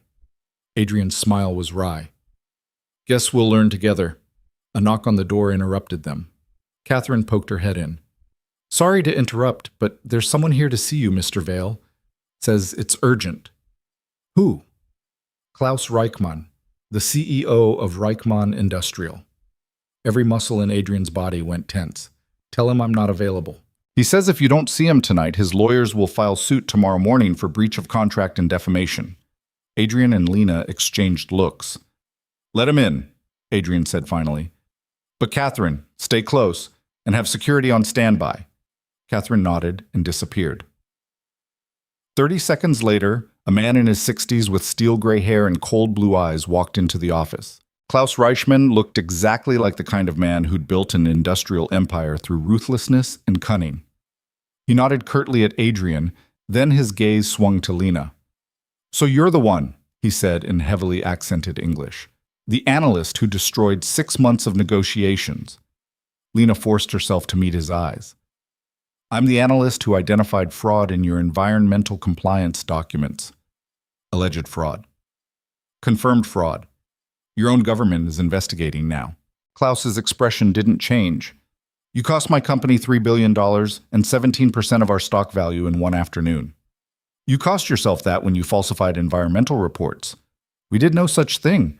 Lena pulled up the documents on Adrian's computer, rotating the screen so Klaus could see. These reports are dated March through May. They use regulatory language that didn't exist until July. Either your environmental team is time traveling or someone backdated compliance certifications to hide violations. Klaus studied the screen. His face remained impassive, but something flickered in his eyes. This could be a translation error. It's not. I read German fluently. This is deliberate falsification. You're very confident for someone so young. I'm very confident because I'm right. Klaus looked at Adrian. How much did you pay her to sabotage this deal? Adrian's voice went cold. I didn't pay her to sabotage anything. I paid her to review documents my own legal team should have caught. And conveniently, she found problems that allowed you to walk away penalty-free. The problems were real. The German authorities confirmed it. Adrian stood up. You came here to threaten a lawsuit. Fine. File it. We'll see you in court. But I'd be careful about discovery, Klaus. Because once we start digging into Reichmann's environmental records, I have a feeling we're going to find a lot more than backdated reports. Klaus's jaw tightened. For a long moment, nobody spoke. Then Klaus turned back to Lena. Who are you really? Nobody comes from nothing and destroys a $3 billion deal in 3 days. I'm nobody, Lena said quietly. Just someone who reads documents carefully and remembers what I read. I don't believe you. I don't care. Klaus stared at her, then shook his head. You're going to regret this, both of you. Is that a threat? Adrian asked. It's a promise. I've built my company over 40 years. I'm not going to let it be destroyed by a waitress playing detective. Klaus headed for the door, then paused. You should be careful, Miss Harper. People who dig too deep sometimes find more than they're looking for. He left before either of them could respond. Lena realized she'd been holding her breath. He just threatened me. He just threatened both of us. Adrian was already on his phone. I'm calling security. You're not leaving this building without protection. That's non-negotiable. Klaus Reichmann is a dangerous man and he's desperate. Desperate people do stupid things. He won't actually... I'm not taking that risk. Adrian finished his call and turned to her. My head of security is arranging a car to take you home. Someone will be outside your building tonight.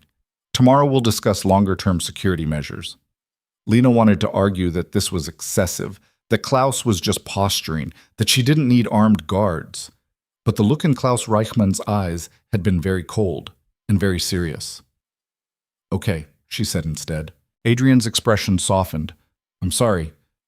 This is my fault. I should have anticipated they'd retaliate. You didn't do anything wrong. I exposed you, put you in the line of fire. That's on me. I chose to help you. I knew there might be consequences. Not like this. They stood in his office, the city glittering outside the windows, the weight of what had just happened settling between them. Go home, Adrian said finally. Get some rest. We'll figure out the security situation tomorrow. Lena nodded and headed for the door. She was almost to the elevator when Adrian called after her. Lena? She turned. Thank you for not backing down. With Klaus? With my board? With any of this? You're welcome. The car that took her home was an unmarked SUV with a driver who looked like he'd been military. He walked her to her apartment door, checked the hallway, and told her someone would be stationed outside all night. Lena let herself in and found Diane watching television in the living room. Your mother's asleep, Diane said. Good day today. She was asking about you again? Lena went to her mother's room and sat beside the bed, watching Sarah breathe. The oxygen machine hummed. The heart monitor beeped steadily. Everything was peaceful. Nothing felt peaceful. 3 days ago, Lena had been invisible. Nobody special. Nobody worth noticing. Now her name was in financial newspapers. A German CEO had threatened her. Armed security was stationed outside her building. Her phone buzzed with a text from Adrian. Sleep well. See you tomorrow. We're in this together now. Lena stared at the message for a long time before responding. Together. I like the sound of that. She sent it and set the phone down, wondering what she'd gotten herself into and whether she'd have the strength to see it through. Outside her window, the city hummed with life. And somewhere out there, Klaus Reichmann was planning his next move. Lena closed her eyes and tried not to think about what that move might be. The scandal broke 3 days later, and it didn't come from Klaus Reichmann. It came from inside Vale Industries.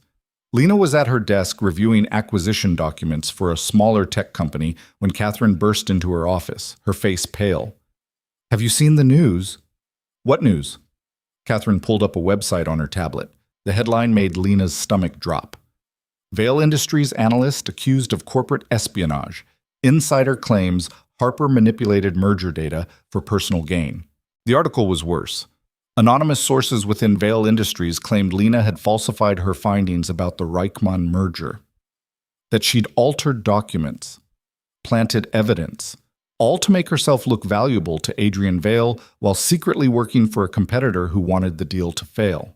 There were quotes from senior legal staff saying Lena had no credentials, no experience, no business reviewing billion-dollar contracts, implications that she'd seduced her way into Adrian's trust, suggestions that Adrian himself was compromised, thinking with something other than his brain.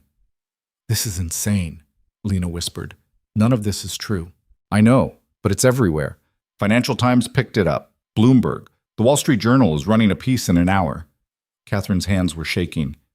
"Mr. Vail is in an emergency board meeting. They're demanding your immediate suspension pending investigation." The world tilted sideways. Suspension. They want you out of the building by noon. But I didn't do anything wrong. The German authorities confirmed everything I found. I know, but the board is panicking. The stock dropped 6% this morning on the news. Investors are calling. There's talk of lawsuits from shareholders claiming Vail Industries acted on fraudulent analysis. Lena stood up, her legs unsteady. "I need to talk to Adrian." "He's fighting for you, but Lena..." Catherine's expression was pained. "Some of these quotes are coming from people inside the company, people who've been here for years. They're saying you're a con artist who manipulated Mr. Vail while he was emotionally vulnerable after breaking up with Margot." The pieces clicked together in Lena's mind. Margot did this. "We don't know that." "Yes, we do. She called me, warned me, said I'd regret this." Lena grabbed her phone. "She's behind this. She has to be." Before Catherine could respond, the door opened. Adrian walked in, his face carved from granite. "Out," he told Catherine quietly. Catherine fled. Adrian closed the door and turned to Lena. "I need you to tell me the truth." "About what?" "About everything. The Reichmann documents. Your analysis. Did you fabricate anything, alter anything, exaggerate anything?" The question hit Lena like a slap. "You're asking me if I lied?" "I'm asking you to confirm you didn't, because right now my entire board thinks you did. My lawyers think you did. Half my executive team thinks you did. And I need to know for certain before I put my entire company on the line defending you." Lena felt something crack in her chest. "You don't believe me." "I believe you, but I need to hear you say it." "Why? So you have plausible deniability when you fire me?" "So I can go back into that boardroom and tell them with absolute certainty that you're being set up." Adrian's voice was hard.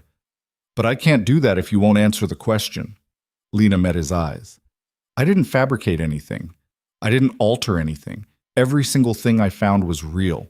The backdated reports, the fake compliance certifications, all of it. You had 3 independent German firms verify my work. They confirmed everything."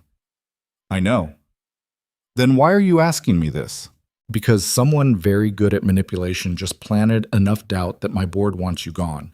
And if I can't prove beyond any question that you're innocent, they're going to force me to cut you loose." "Then cut me loose." Lena's voice shook. "I'm not going to stand here and beg you to believe me when you clearly don't. That's not fair. None of this is fair. 3 days ago you told me I saved your company. Now you're asking if I'm a con artist. Which one is it, Adrian?" He flinched. "Both can be true. You saved my company, and someone's trying to destroy you for it. I'm trying to protect you." "By interrogating me?" "By making sure I have all the facts before I go to war with my own board." They stared at each other across the small office. Outside, Lena could hear phones ringing, people talking in urgent voices. The whole building felt like it was holding its breath. "What do you need from me?" Lena asked finally. "Access to everything, your computer, your files, your personal emails. Anything that could prove you didn't falsify data. You want to investigate me. I want to clear you. There's a difference." Lena thought about her laptop at home. The articles she'd saved about German environmental law. The notes she'd made while reviewing the Reichmann documents. All of it time-stamped and documented. Fine.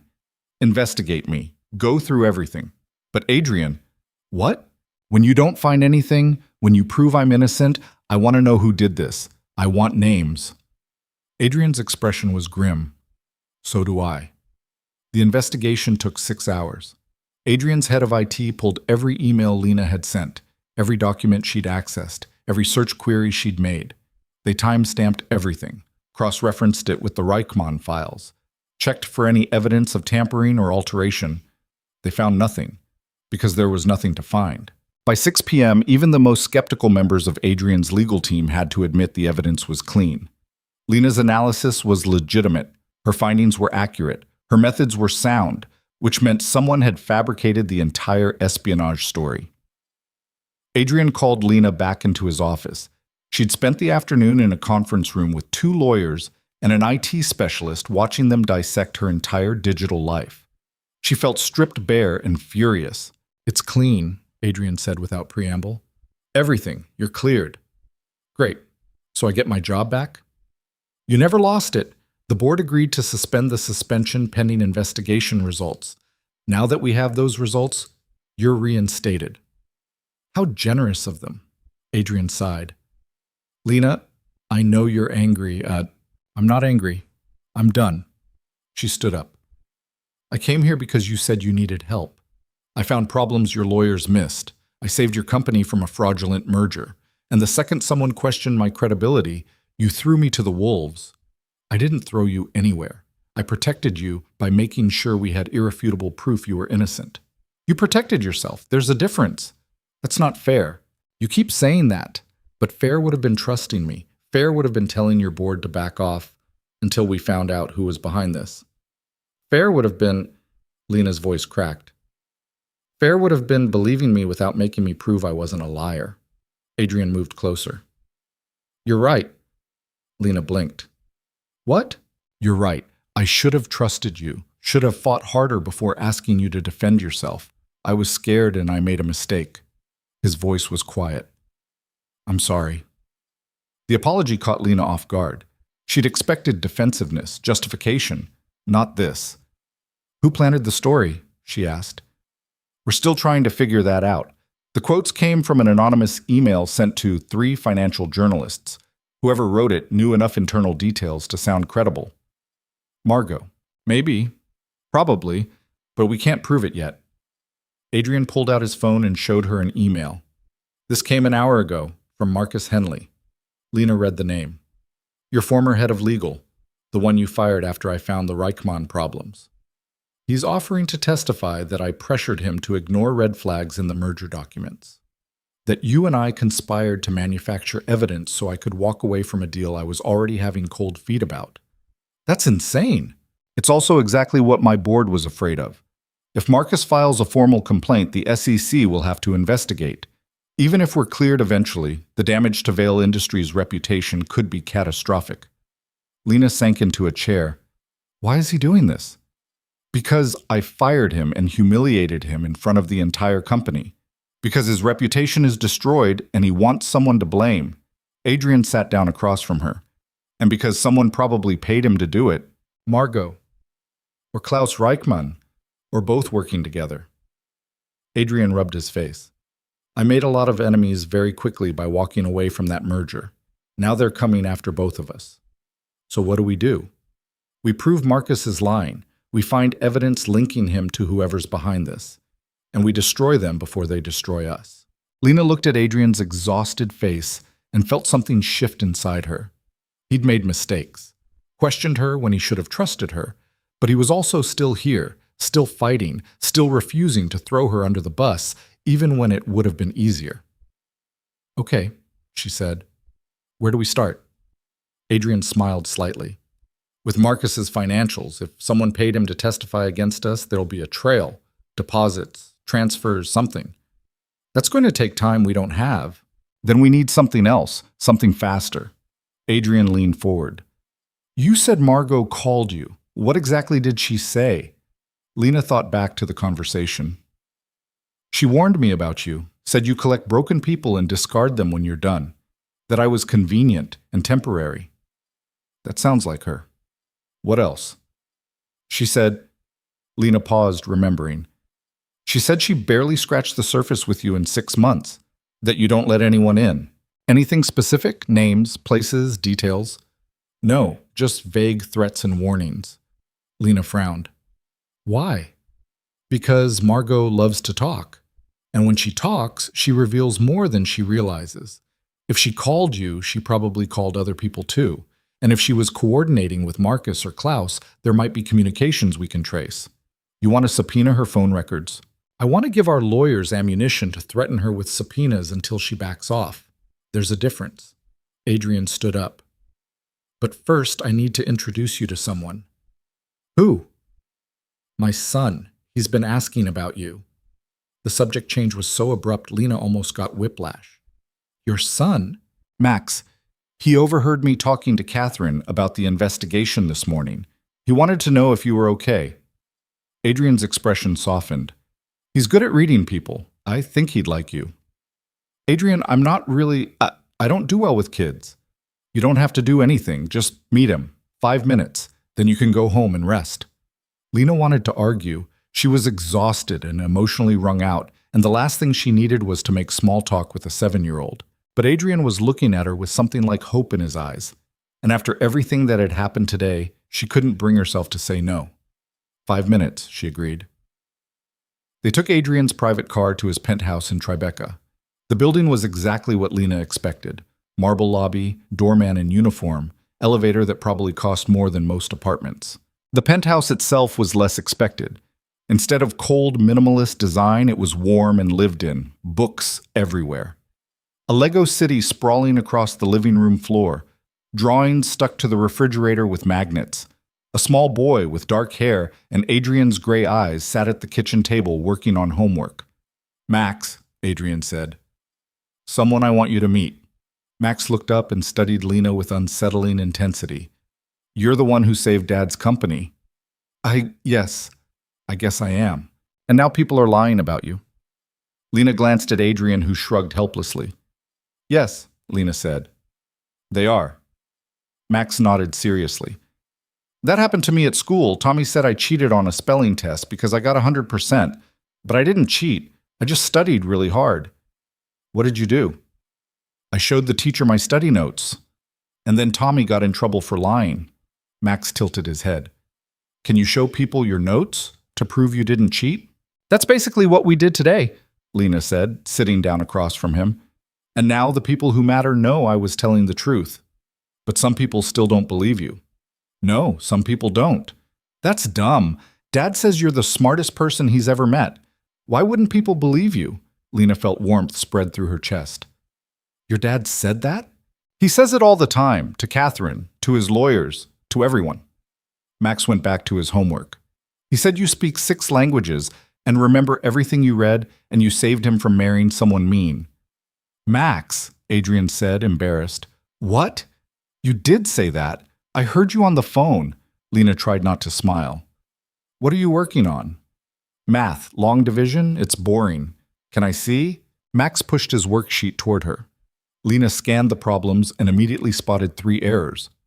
You're making a mistake in the remainder, she said, pointing. See here? When you divide 47 by 6, you get 7 remainder 5, but you wrote remainder 4. Max's eyes widened. How did you see that so fast? I'm good with patterns. Numbers are just patterns. Can you help me? Dad's terrible at math. I am not terrible at math, Adrian protested. You are, though, Max said seriously. Remember when you tried to help me with fractions and you got confused and called Catherine? Adrian looked at Lena. That was 1 time. It was 3 times, Max corrected. Lena laughed, the first real laugh she'd had all day. Okay, I'll help, but only if your dad makes dinner. Deal, Adrian said, looking relieved. The 5 minutes turned into an hour. Lena helped Max finish his math homework while Adrian made pasta that was slightly overcooked but edible. They ate at the kitchen table while Max told elaborate stories about his school friends and his Lego projects and his teacher who talked too fast. It was normal. Weirdly, wonderfully normal. Like Lena had stepped into someone else's life. Someone who had family dinners and homework help, and a kid who asked 1,000 questions. After dinner, Max showed Lena his Lego city. It was impressive. A detailed recreation of Manhattan, complete with tiny buildings and cars and people. "This is Vale Industries," Max said, pointing to a tall gray tower. "And this is our apartment, and this is where you work now. You made an office for me? Dad said you needed one, so I built it." Max showed her a small building with blue windows. "Do you like it?" Lena felt tears prick her eyes. "I love it." "Good. Because you're part of the city now. You can't leave." The simple statement hit Lena harder than it should have.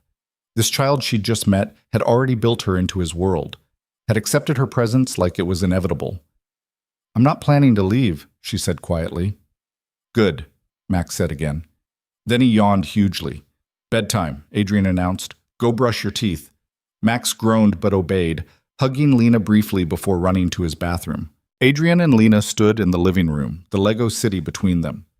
"He likes you," Adrian said. "I like him too. He's great. He doesn't warm up to people usually. Since his mother died, he's been cautious. But with you," Adrian shook his head.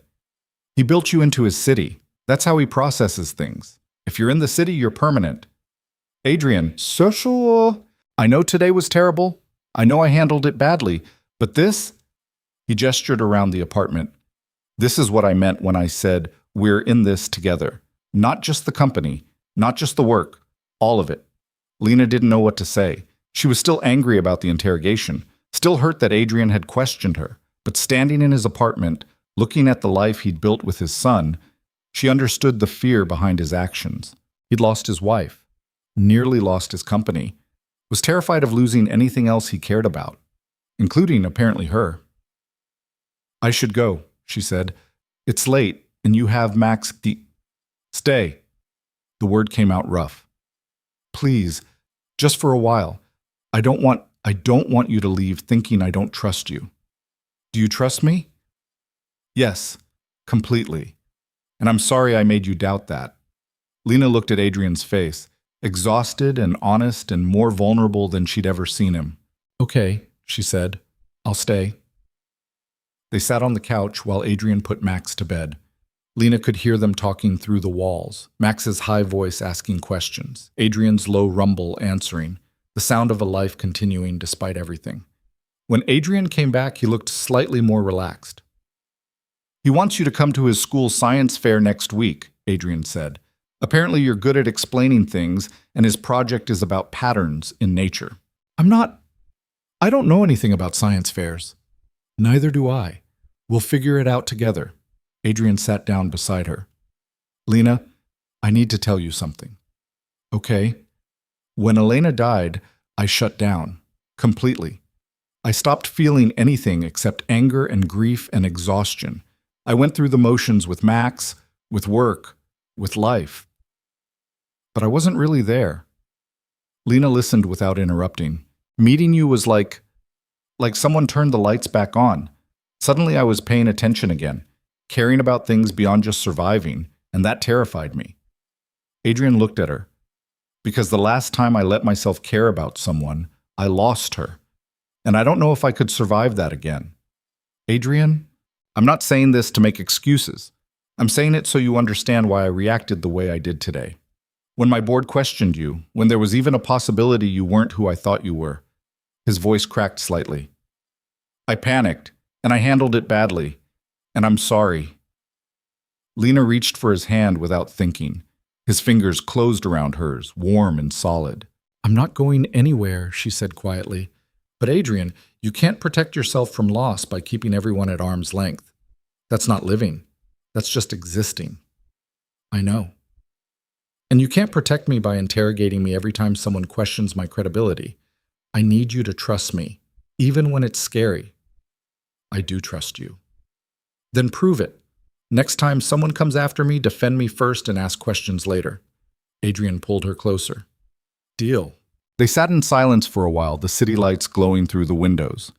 Lena thought about everything that had happened in the past week.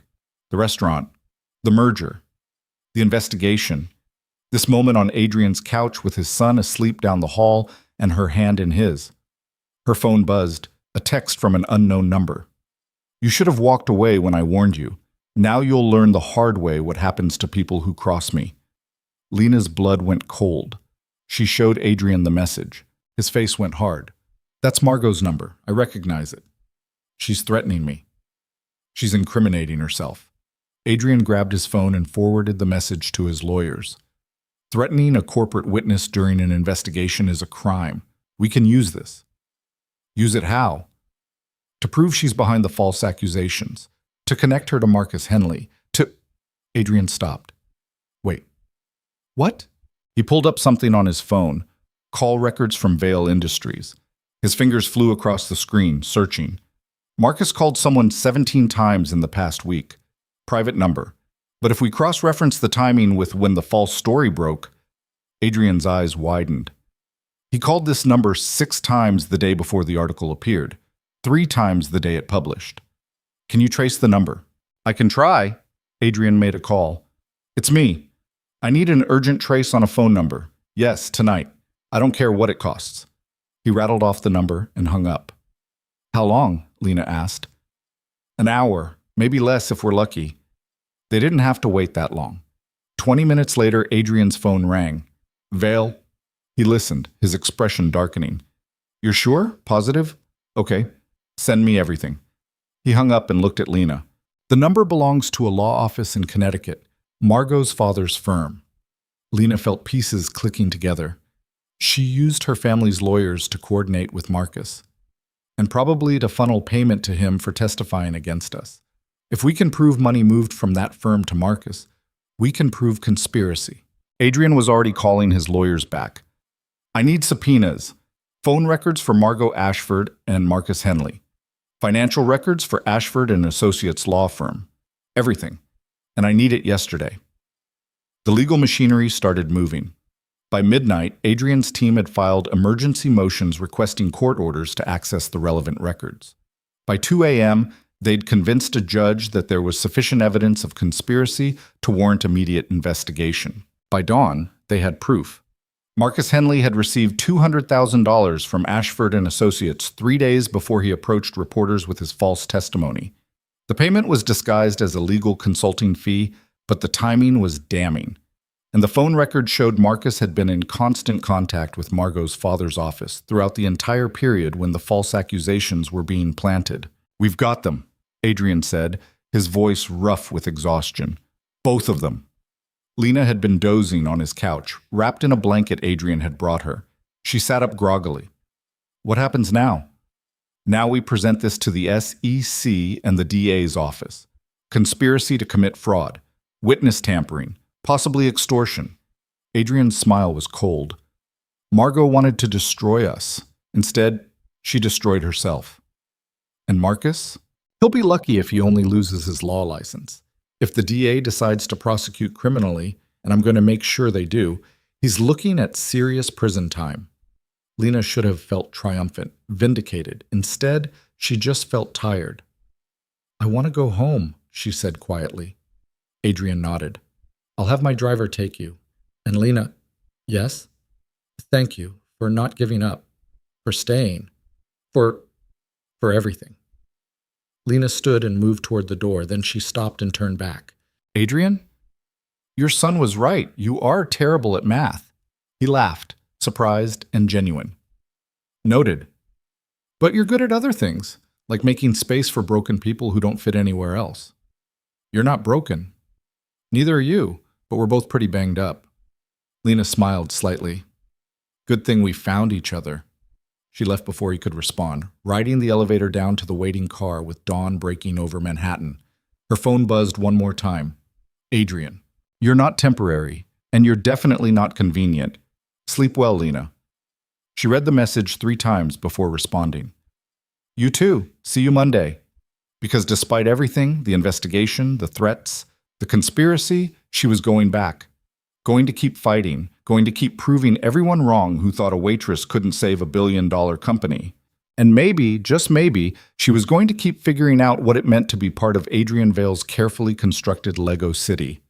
The one where broken pieces fit together and made something stronger than the sum of their parts. Monday morning arrived with subpoenas, federal investigators, and Margot Ashford in handcuffs on the front page of every financial newspaper in the country.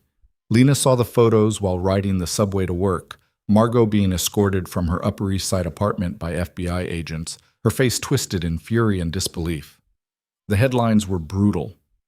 Socialite charged with conspiracy and fraud. Ashford family law firm under investigation. Former Vail fiancée faces federal charges.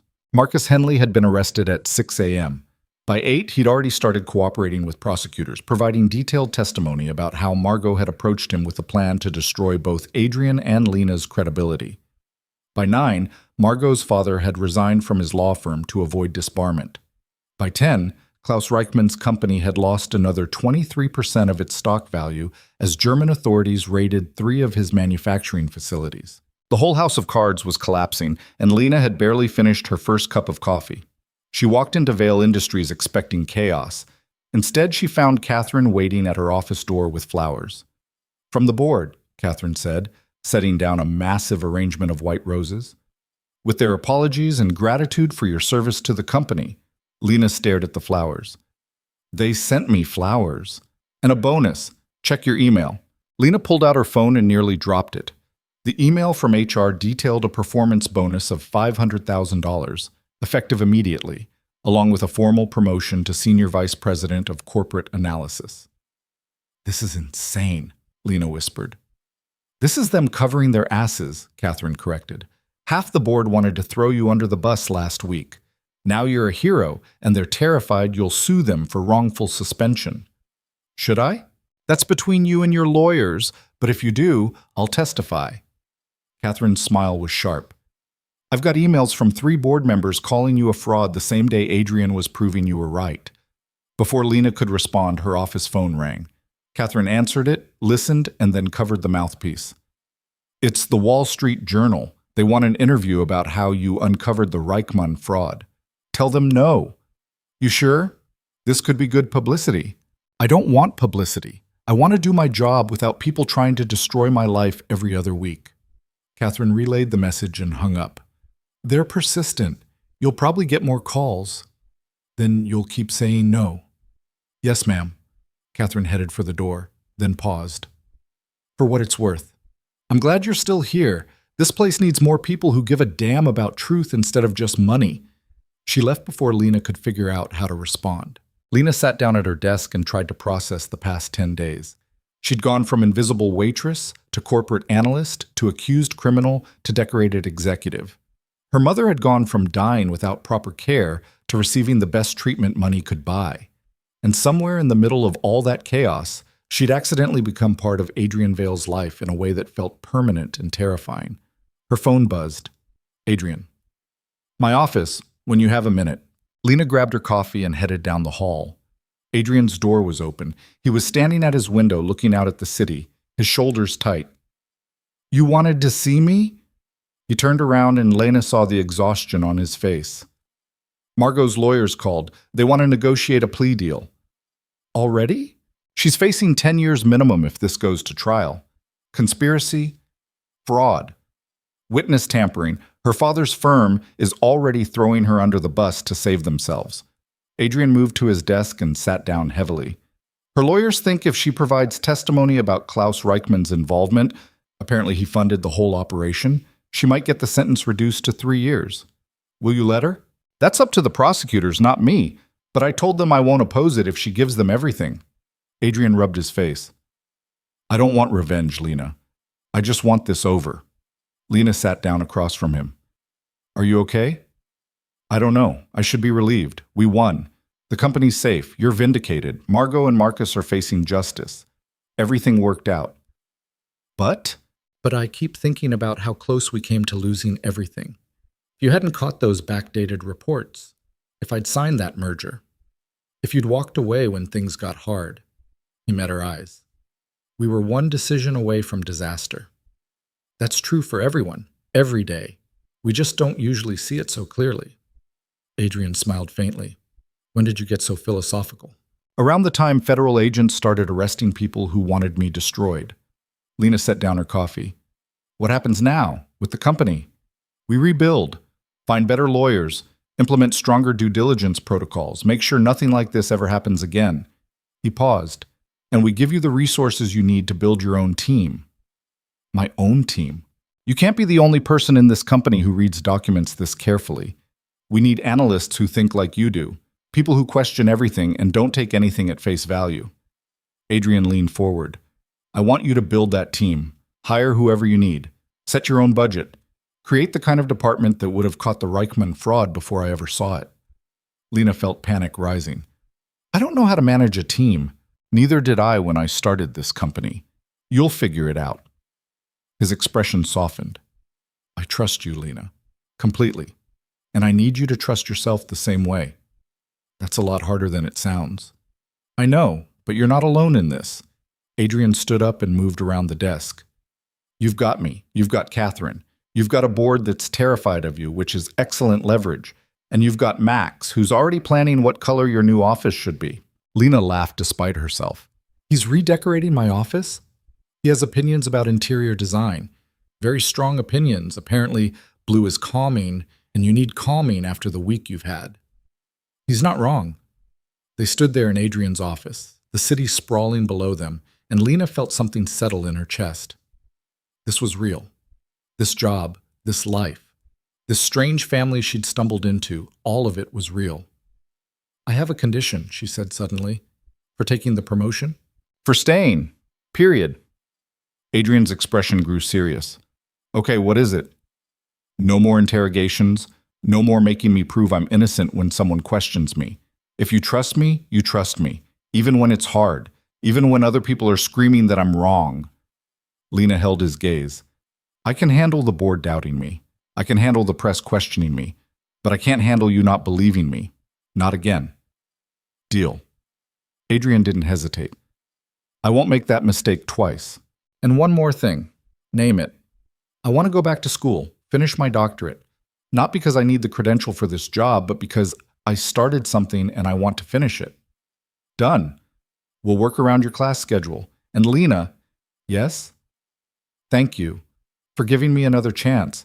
I didn't deserve it, but I'm grateful you did. Lena thought about all the chances she'd been given in the past 2 weeks.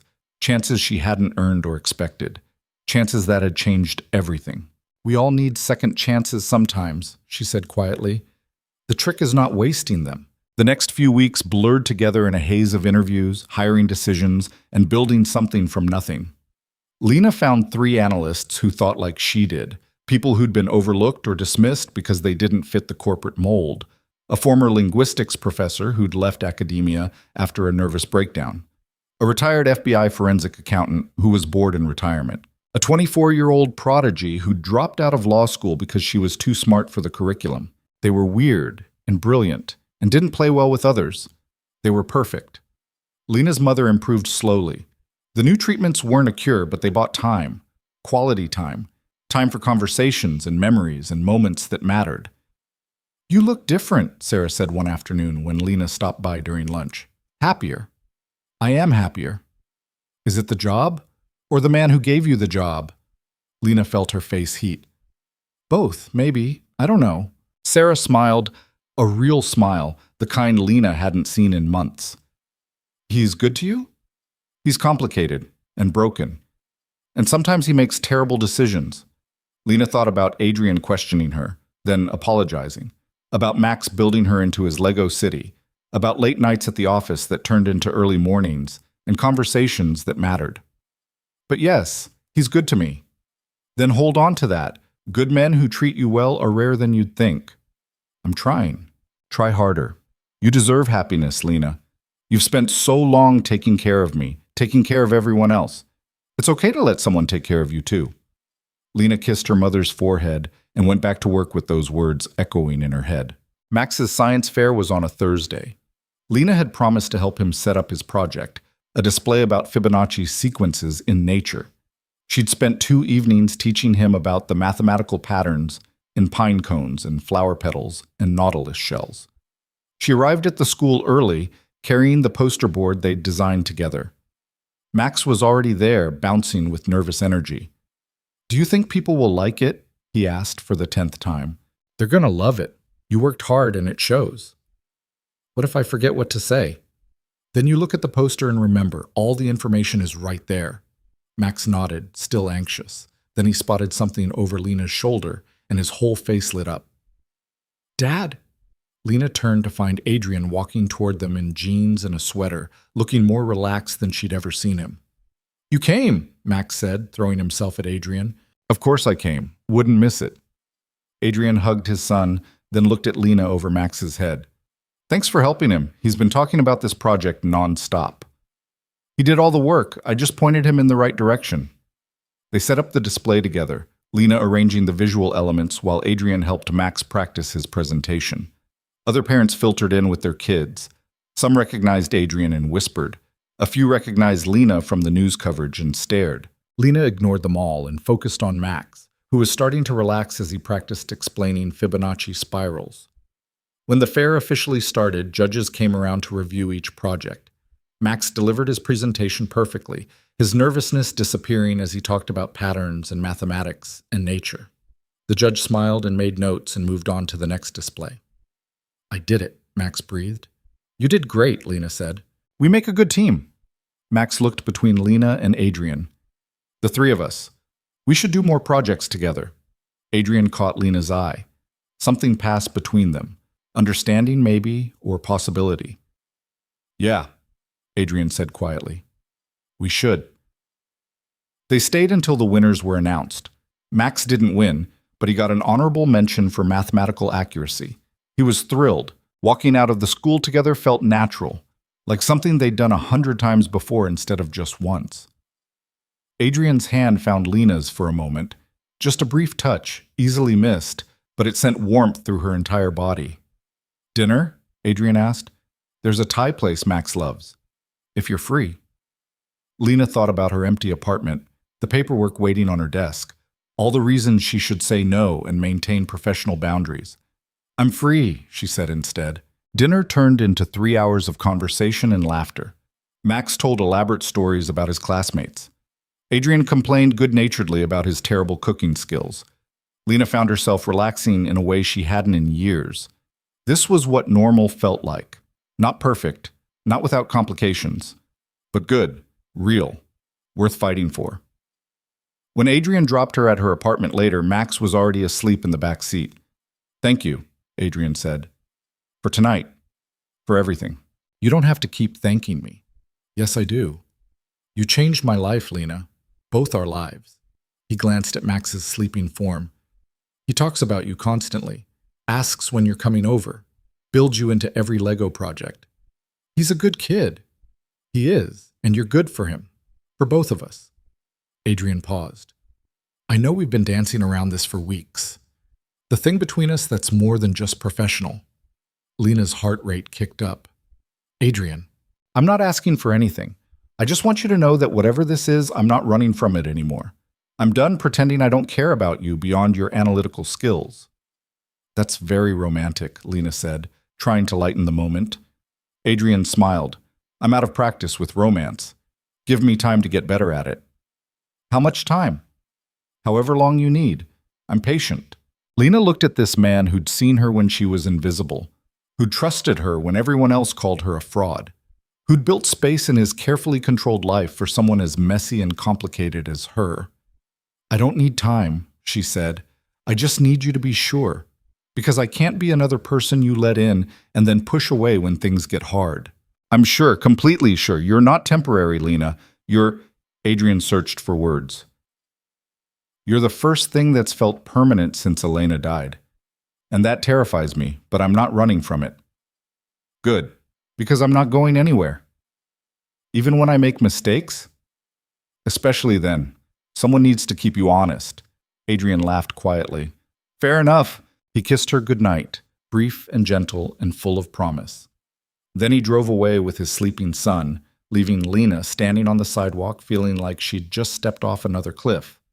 But this time, she wasn't falling alone. 3 months later, Margot Ashford pleaded guilty to conspiracy and fraud in exchange for a reduced sentence of 4 years. Her testimony helped convict Klaus Reichmann, who was facing extradition to Germany on environmental fraud charges that could put him away for a decade. Marcus Henley lost his law license and was sentenced to 18 months in federal prison. Vail Industries' stock hit an all-time high, And Lena Harper became one of the youngest senior vice presidents in the company's history. She finished her doctorate that spring, a dissertation on pattern recognition in multilingual legal documents that her advisors called groundbreaking. Adrian and Max attended her defense, sitting in the back row and grinning like idiots while she presented her research.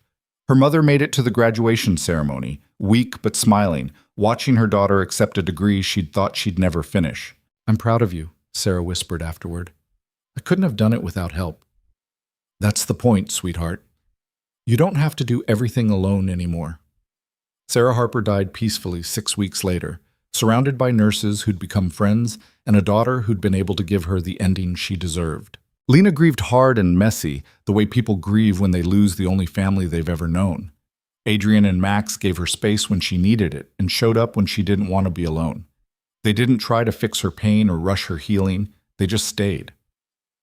On the first anniversary of the night, Lena had walked into Le Bernardin and changed everything. Adrian took her back to the restaurant. Same table, different company. "You know they fired the maitre d' who bumped your briefcase," Lena said, looking at the menu she could now read in French without effort.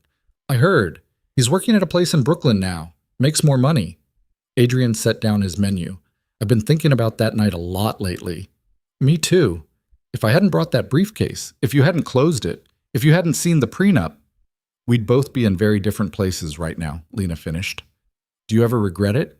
Any of it?" Lena thought about the investigation, the threats, the moments she'd wanted to quit, about her mother's death and the grief that still ambushed her at unexpected moments, about the pressure of managing a team and the imposter syndrome that whispered she didn't belong. But she also thought about Max teaching her to play video games, about Adrian's hand finding hers during late nights at the office, about building something that mattered with people who saw her for who she really was. "No," she said honestly, "I don't regret any of it." "Good, because I have something for you." Adrian pulled out a small box, not the ring box Lena half expected, but something else. Inside was a key. "What's this?" "Key to my apartment. If you want it, no pressure, but Max and I, we want you there. Officially. Not just visiting." Lena stared at the key. "You're asking me to move in?" "I'm asking you to stop pretending you don't already live there half the time. Your toothbrush is in the bathroom. Your books are all over my office. Max has been saving the room next to his for you since February." "Adrian." "I know it's fast. I know we're still figuring this out. But I also know I don't want to wake up in a world where you're not part of my life. Part of our life." Adrian reached across the table and took her hand. "You saved me, Lena. Not just my company. Me. And I'm done pretending I can go back to existing without you." Lena felt tears burning behind her eyes. That's a lot of pressure to put on one person. "Then let me rephrase. I love you. Max loves you. And we'd really like it if you'd come home with us permanently instead of just visiting. You love me. Completely.